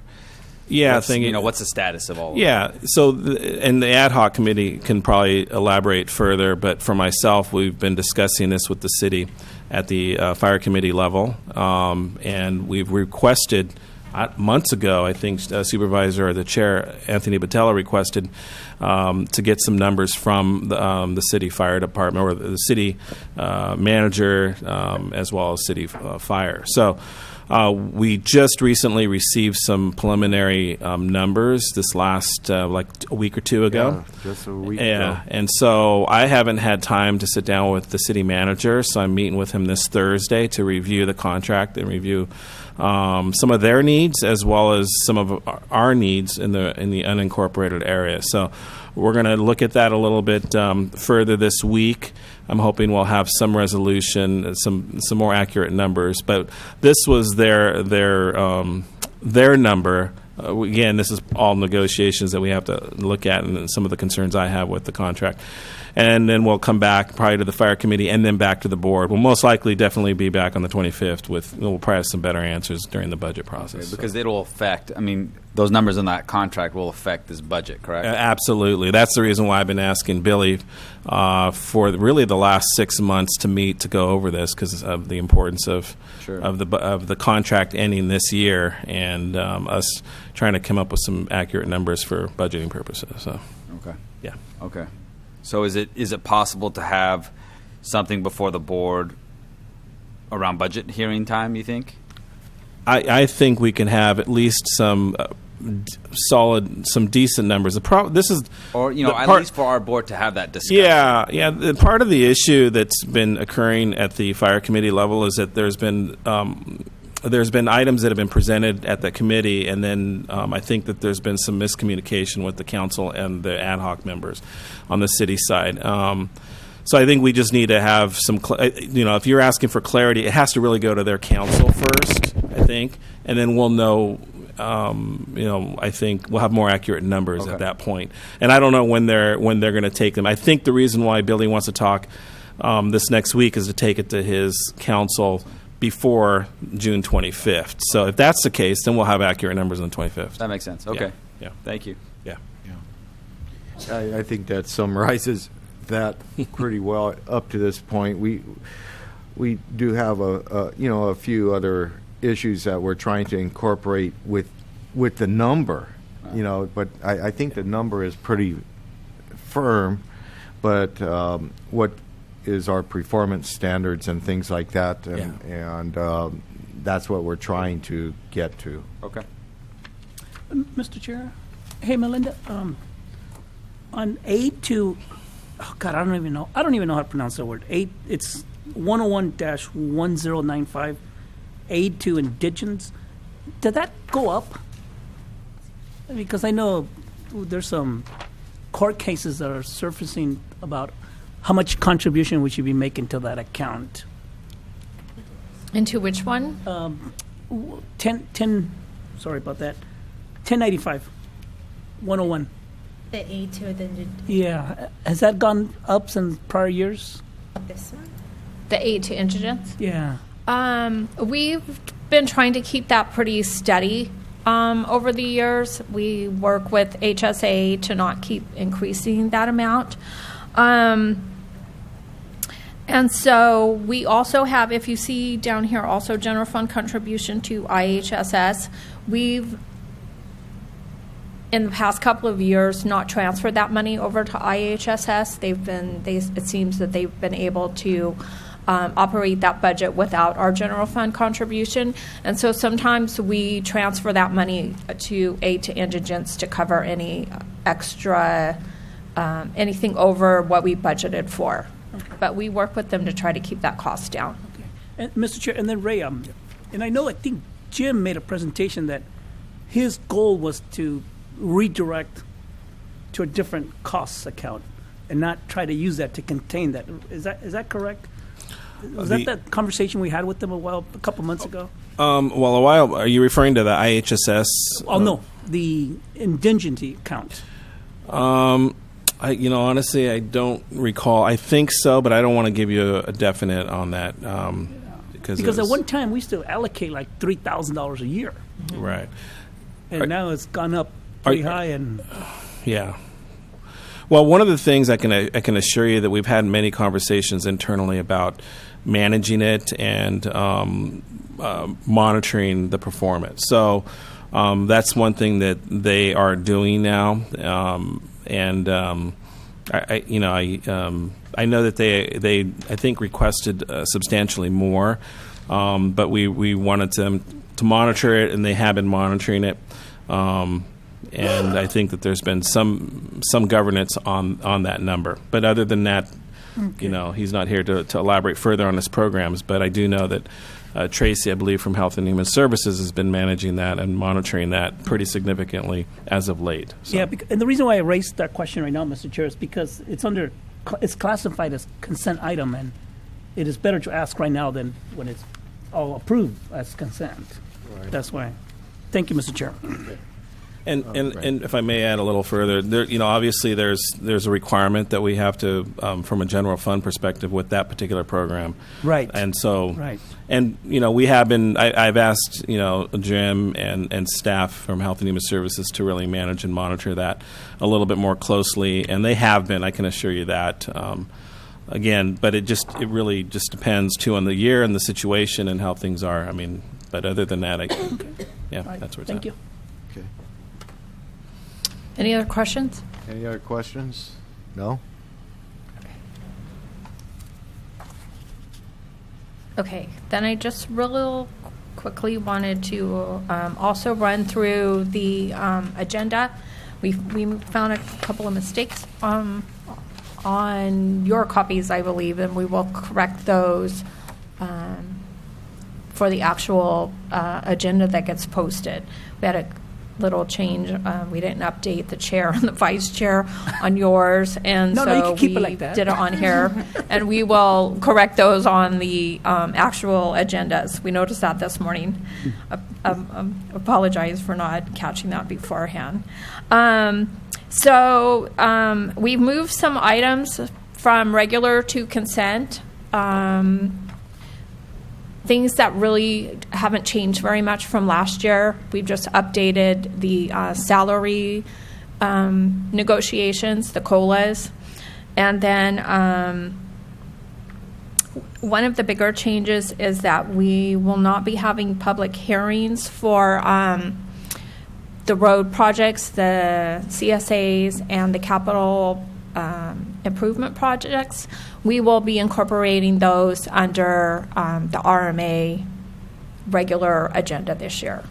So there's been a couple changes. If you see anything that you wish us to move from consent to regular or vice versa, please let us know. This will not be posted for another probably couple of weeks. So if you see anything that you wish to change or you have any questions, just please let us know, and we will make those corrections for you. And then just to add further to Mr. Chair and board members is under the introduction and opening remarks, I had promised that we would have Open Gov here to discuss the transparency and the budgeting piece. So they're going to give a quick, brief presentation at that particular point. Because at that point, our goal is to go live on that day, as we talked about before. All right. I think that's any questions? Any questions or comments? Any other questions? Any questions or comments from the public?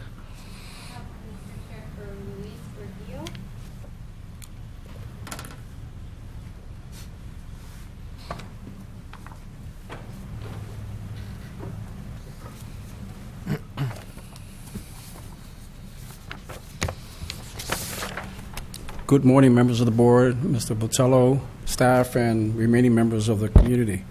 My name is Luis Pulguillo from Hollister. Looking toward a healthy and vibrant future for San Benito County and the city of Hollister, county leadership authorized a needs assessment of the local library with a vision for a high-quality level of life for its residents. As a pathway to that future, institutions such as libraries, as community resource center are necessary and essential for a growing, forward-looking society to meet communal needs and attract families and young professionals. In an ever-emergent information technological world, libraries are pillars that serve as hubs of knowledge, learning, recreation, community service, and the exercise of our democracy. Hollister and San Benito County are at a crossroads for shaping a vibrant and exciting future that can ensure a high quality of life for all its residents. It is up to all of us, residents, users, and yes, non-users, as well as our public servants, to visualize and realize a robust and forward-looking and stimulating community.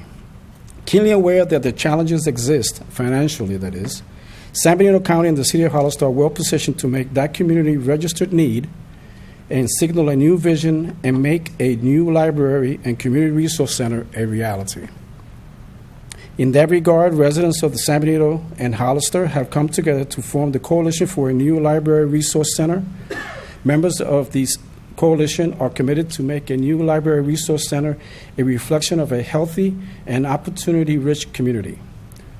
With a rich and diverse community, a library resource center will attract the varied and distinct communities in our society to serve groups and individual needs for youth, education, and activities, business opportunities, nonprofit agencies, government, and assistance support groups. We respectfully ask of you, your family, your friends, neighbors, and colleagues to join and support the coalition and bring about the dream of a new world-class library resource center and realize the desires of its community in the heart of downtown Hollister. I also want to say that in a community, a library, when you had the choice between a library and expansion of prison, it seemed like a easy choice. You've committed to building and expanding the prison, even though you authorized an needs assessment, and that was tabled, meaning basically that it's dead. And I'm hoping that the Board of Supervisors leave a legacy that education and the library and resource center is something that a community needs, especially when you're expanding housing, you're getting young families, and there's a tremendous need.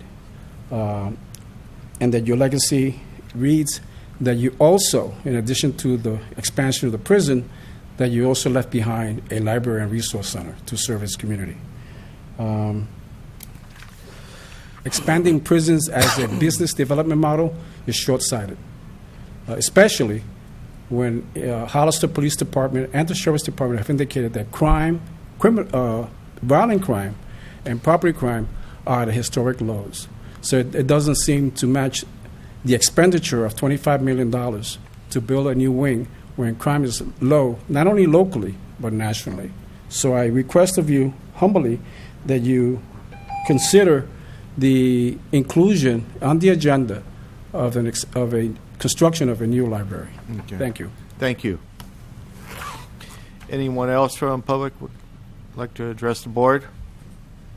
Seeing none, I'll close public comment. Any other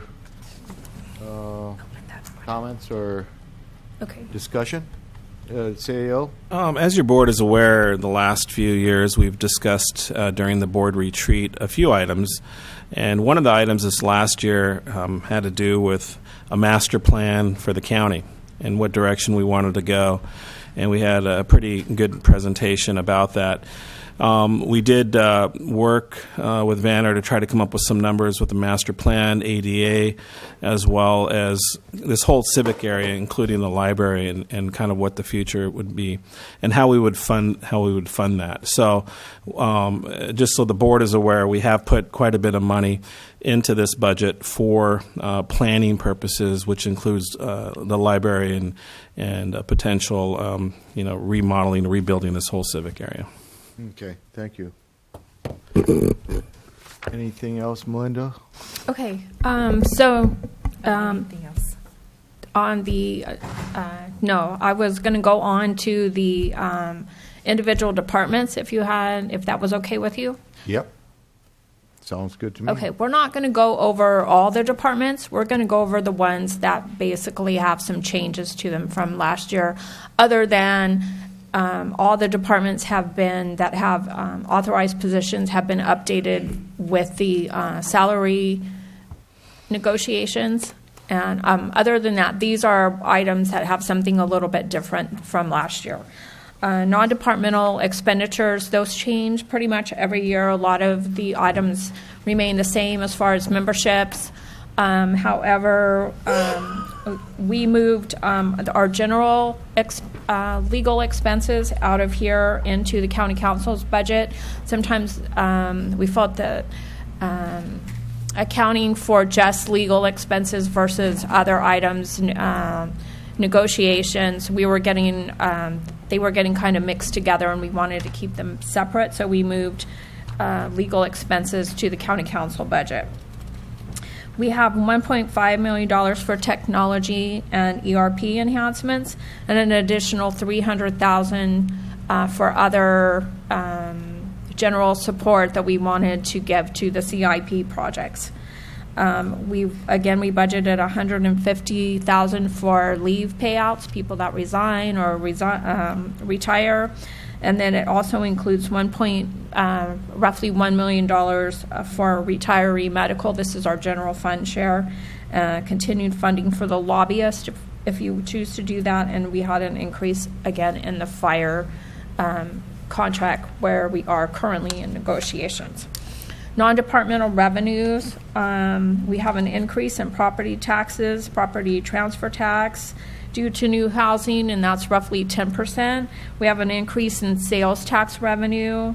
That trend seems to be going up a little bit more. We have $2.5 million in vacancy budgeting. I had accidentally left this on here of an overall PV2, but actually that money we're anticipating to come in 17-18 and not in 18-19. Disaster recovery is a new one. Since the floods of 17, I believe, we've had to move some money from contingencies, and we've had the landslide issue recently. That money is not in here. We'll have to determine what the timing is on that. So anyways, there's $500,000 in disaster recovery, although we do anticipate receiving some FEMA money that from the 17 floods. So that's kind of a timing issue on those items. Mental health, we've been working with mental health. They have requested a mental health case manager, I think is the name of it. I'll have to double check on that. And then we're adding a mental health clinician 3 level. We still have some items to work out with the unions, but this is where we're anticipating some changes on their funding, and then they will be obviously focusing on their new building this year. We had a late request for some additional mental health clinicians. Those are not in the budget, so we will probably come back to you with a little bit of a change on this particular budget. The Board of Supervisors, we have some money in there for building updates, and then we've moved the economic development funding from home and economic development in the planning department. We've moved it to the Board of Supervisors. We're trying to work in creating an RMA budget instead of individual different budgets, and so we felt that we should move the economic development out of that budget. Clerk of the board, they requested a scanner. We have $20,000 in there, $30,000 in there for fixed assets. We don't think the scanner is going to be that much, but we haven't confirmed the exact quote. And then we have some building updates in there also. County Administrative Office, again, we have some building updates in there for that department. And then with this department, as with most departments, those that have personnel, we are working to make it a little more flexible for the departments in hiring, so that if we have in there that there's going to be an assistant CAO and we've decided to hire a deputy CAO or vice versa, we don't have to keep running to the board asking for those changes every single time. Human Resources is going to be focusing on the classification study. Information Technology, we have an increase, obviously, in IT services every year. And then this year we've added some additional funding for creating a new website, and then for some social media, looking at social media. The fire contract, again, we have some money in there for fixed assets, repair a fire truck if needed, and then again there was an addition in the fire contract negotiations to date. County Council, we've moved legal services into this budget, and there's been $345,000 worth of existing litigation that we are currently at. Any changes to that will come up before your board in 1819. There was a request for a legal secretary, and we did not approve that at this time. The treasurer, we have some allocation in there for, there's going to be a new treasurer come January. We already knew this, so we made some changes to allocate for some changes required in that department. There will be a change in salaries, and so we've adjusted salaries, a decrease in salaries for that department. Following is the tax collector, kind of the same thing, is that we anticipate a decrease in salaries in January, which has been budgeted. We added or put a placeholder in there for possibly a new position or a reorganization or a remodeling of that department. The assessor, again, does not look like the SCAPA grant was approved. However, we have continued to fund the positions that were under the SCAPA grant. They total of around $240,000. We feel that it's important for the assessor to keep assessing the new homes, and so we felt that was important to keep that money and those positions in there. And they've asked for a chief appraiser position also. The sheriff patrol, there are some minor reorganizations that they were looking to do, and there would be not any effect on their FTEs. And they're asking for a patrol vehicle fully equipped around $64,000. And they would be using impact fees to cover that cost. Excuse me, 911 yes. County Communications. I'm sorry, go ahead. I'm not sure if this is the right time to bring this up or not, but PBS has been funding what is referred to as the South County Deputy, and will that be coming to an end in this next budget cycle? Going to be finished?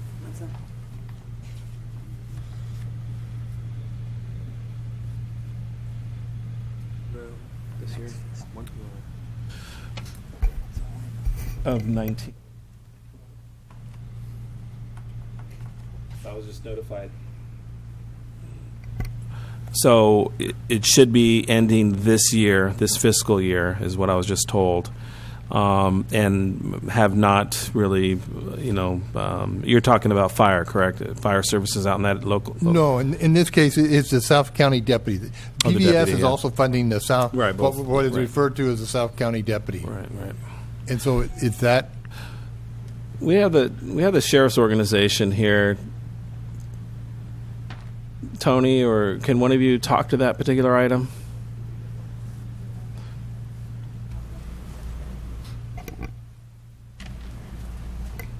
I'm not sure if you want clarity with the question. I think I understand the question. Talking with Kelly, I believe that we don't have an end date right now for that. They haven't been specific. It's ongoing at this point as far as our budget's concerned, that funding will be coming in. Okay, then am I correct in once construction is finished, then that funding is also ended?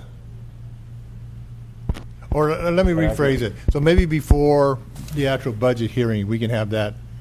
That question answered? Correct. I believe it's the intent, and I'm kind of late in the game to this thing, but I believe it's the intent that once that project is done, the funding for the services would be done with it.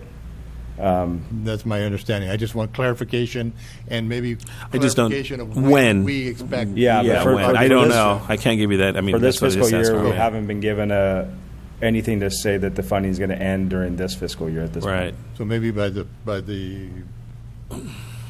25th? 25th, we can have those answers. Okay. Thank you. We can do that. Chair. Okay. We'll continue, Melinda.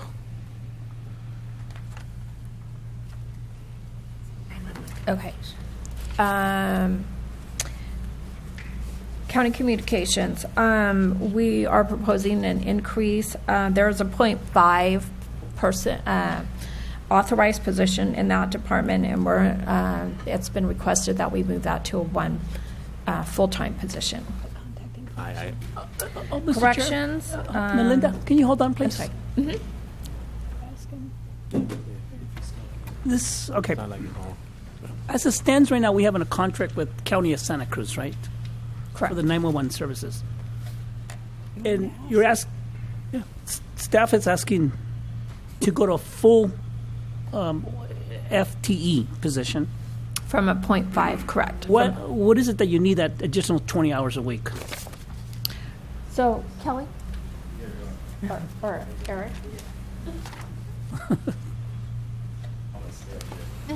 Just might as well stay up there. Okay, so we have a responsibility as a county to provide what's called our CLETS access, or our CLETS switch for the entire county. CLETS is the California Law Enforcement Telecommunication System. So basically, whenever we or CPS or Hollister Police Department check somebody in the state or national databases, it goes through our office. So there's a mandate that we are the administrators, our office administer that CLETS switch, and there's a huge IT component to it. It was staffed before. When we lost dispatch, we actually kept that position in communications as a county position because SCR 911 does our dispatch services, but they deal with the Santa Cruz County CLETS switch, not the San Benito County CLETS. So we have a mandate to have that administrator, and right now it's not filled because it's a full-time position, it's full-time commitment, and we haven't been able to find someone that's willing to do it for half the time. It's just not reasonable. And with that, we are at risk of, if we go through an audit by the state and we fail that audit, we'll lose our ability to even have that anymore as a county. So it's just something that we desperately need back, and we've needed back for a few years now. All right, perfect. Thank you.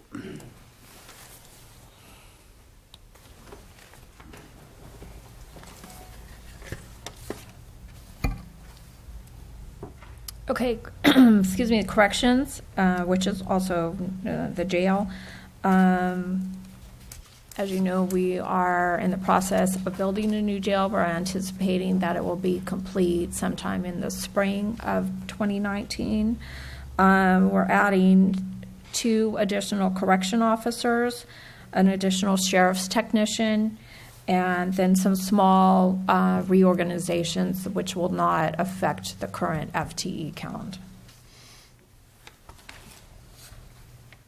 The district attorney, they've asked for an addition of a deputy district attorney. Half of it would be funded by the general fund and half of it would be funded by behavioral health.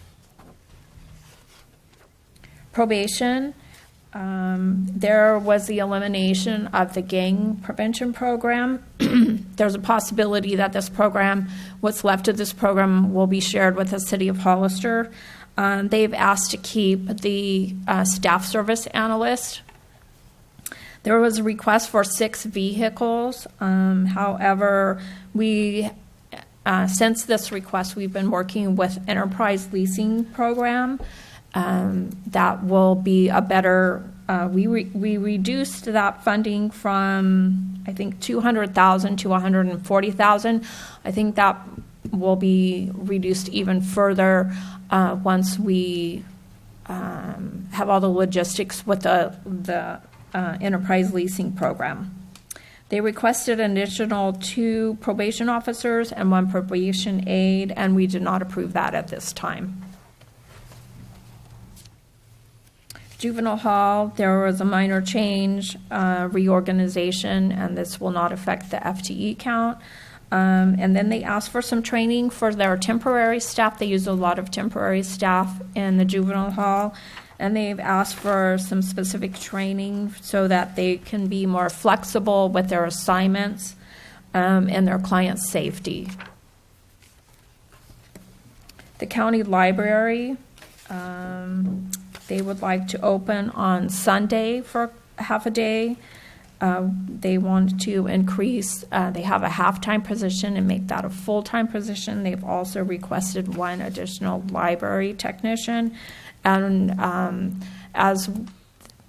and then some building updates to their existing building, being that the library will not be, there will not be a new library in the recent near future. So those are some requests from the library. Are we? Any questions? We're still getting the $15,000 from Hollister, or is that being Yes. bumped up? 15,000. Okay.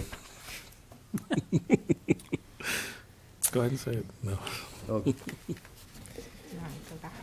Let it go, Anthony. I'm gonna let it go. Let it go. Continue on. Okay, the ag commissioner, there are some staffing level concerns. They requested 1 supervisory position that we did not approve at this time. They've asked for 1 additional vehicle, which we did approve. And they have been focusing on increasing revenue in that department. So there's a possibility that we could revisit the supervisory position at a later date. Planning, we are combining some of their budgets into just 1 budget unit, the planning department.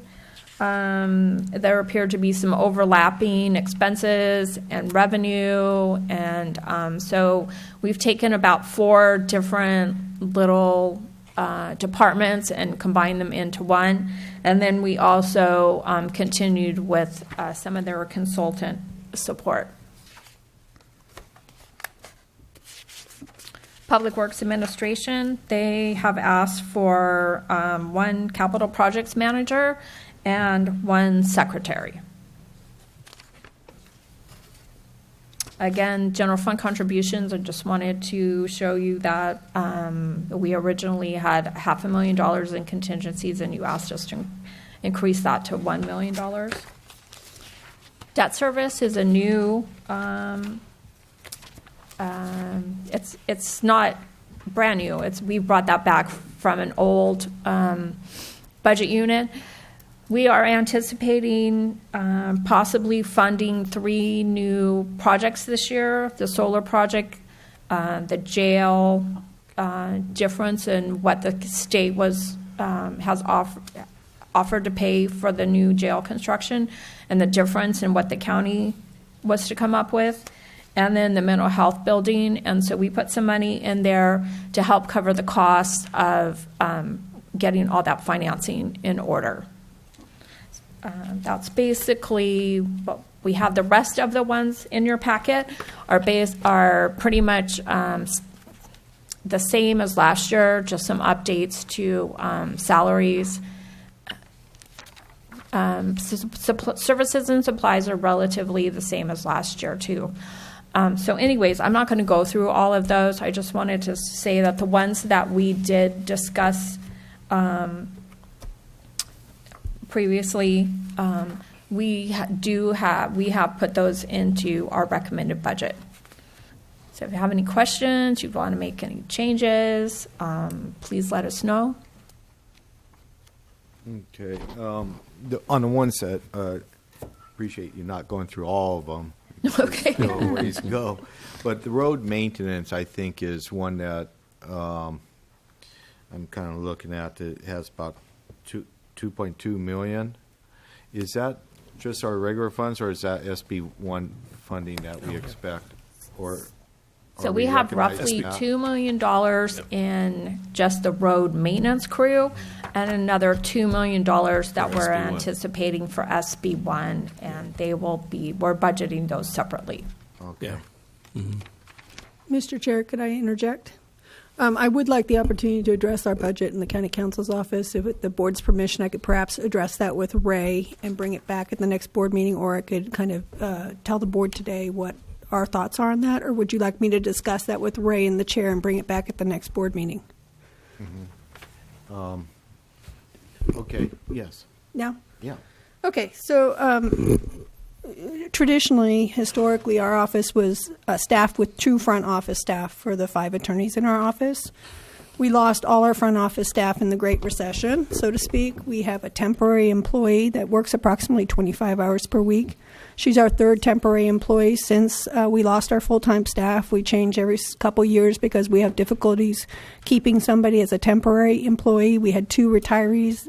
They both moved on. Now we have an excellent individual in that position, but she's working, part-time, no benefits, as a temporary employee.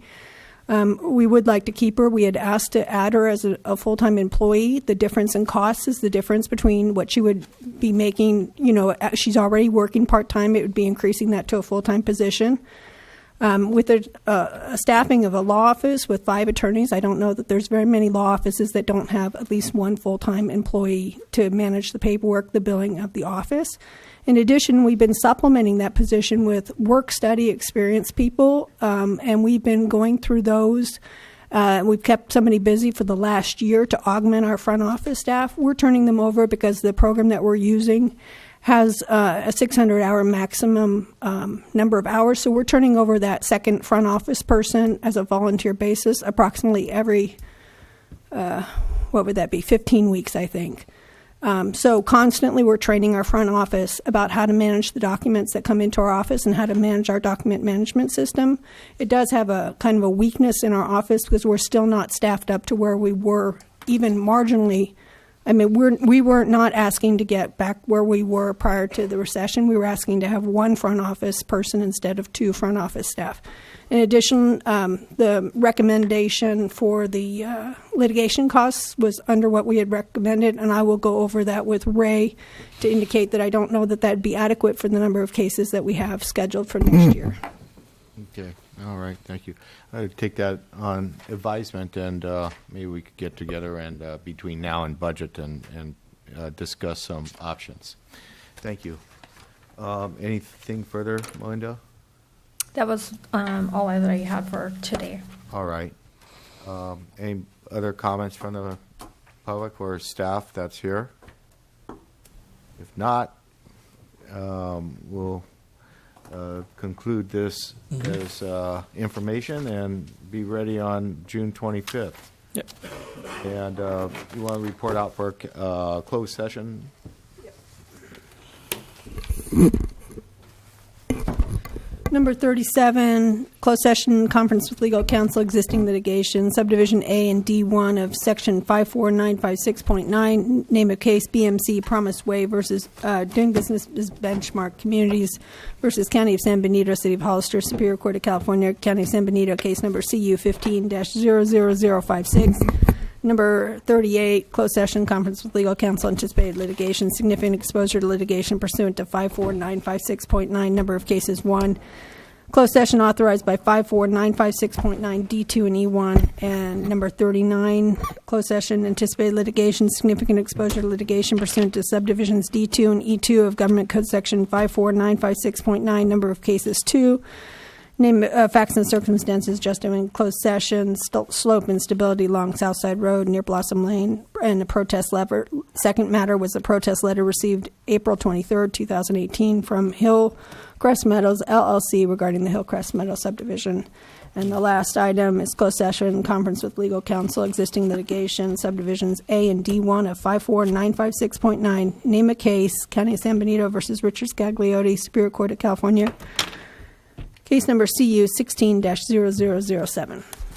I assume we could probably finish this without taking lunch break. I guess. It's pretty short, I think. Okay, sounds good. Mr. Chair, I will continue to recluse myself on item 40. Okay, thank you. Any comments from the public or on closed session? If not, we'll adjourn to closed session.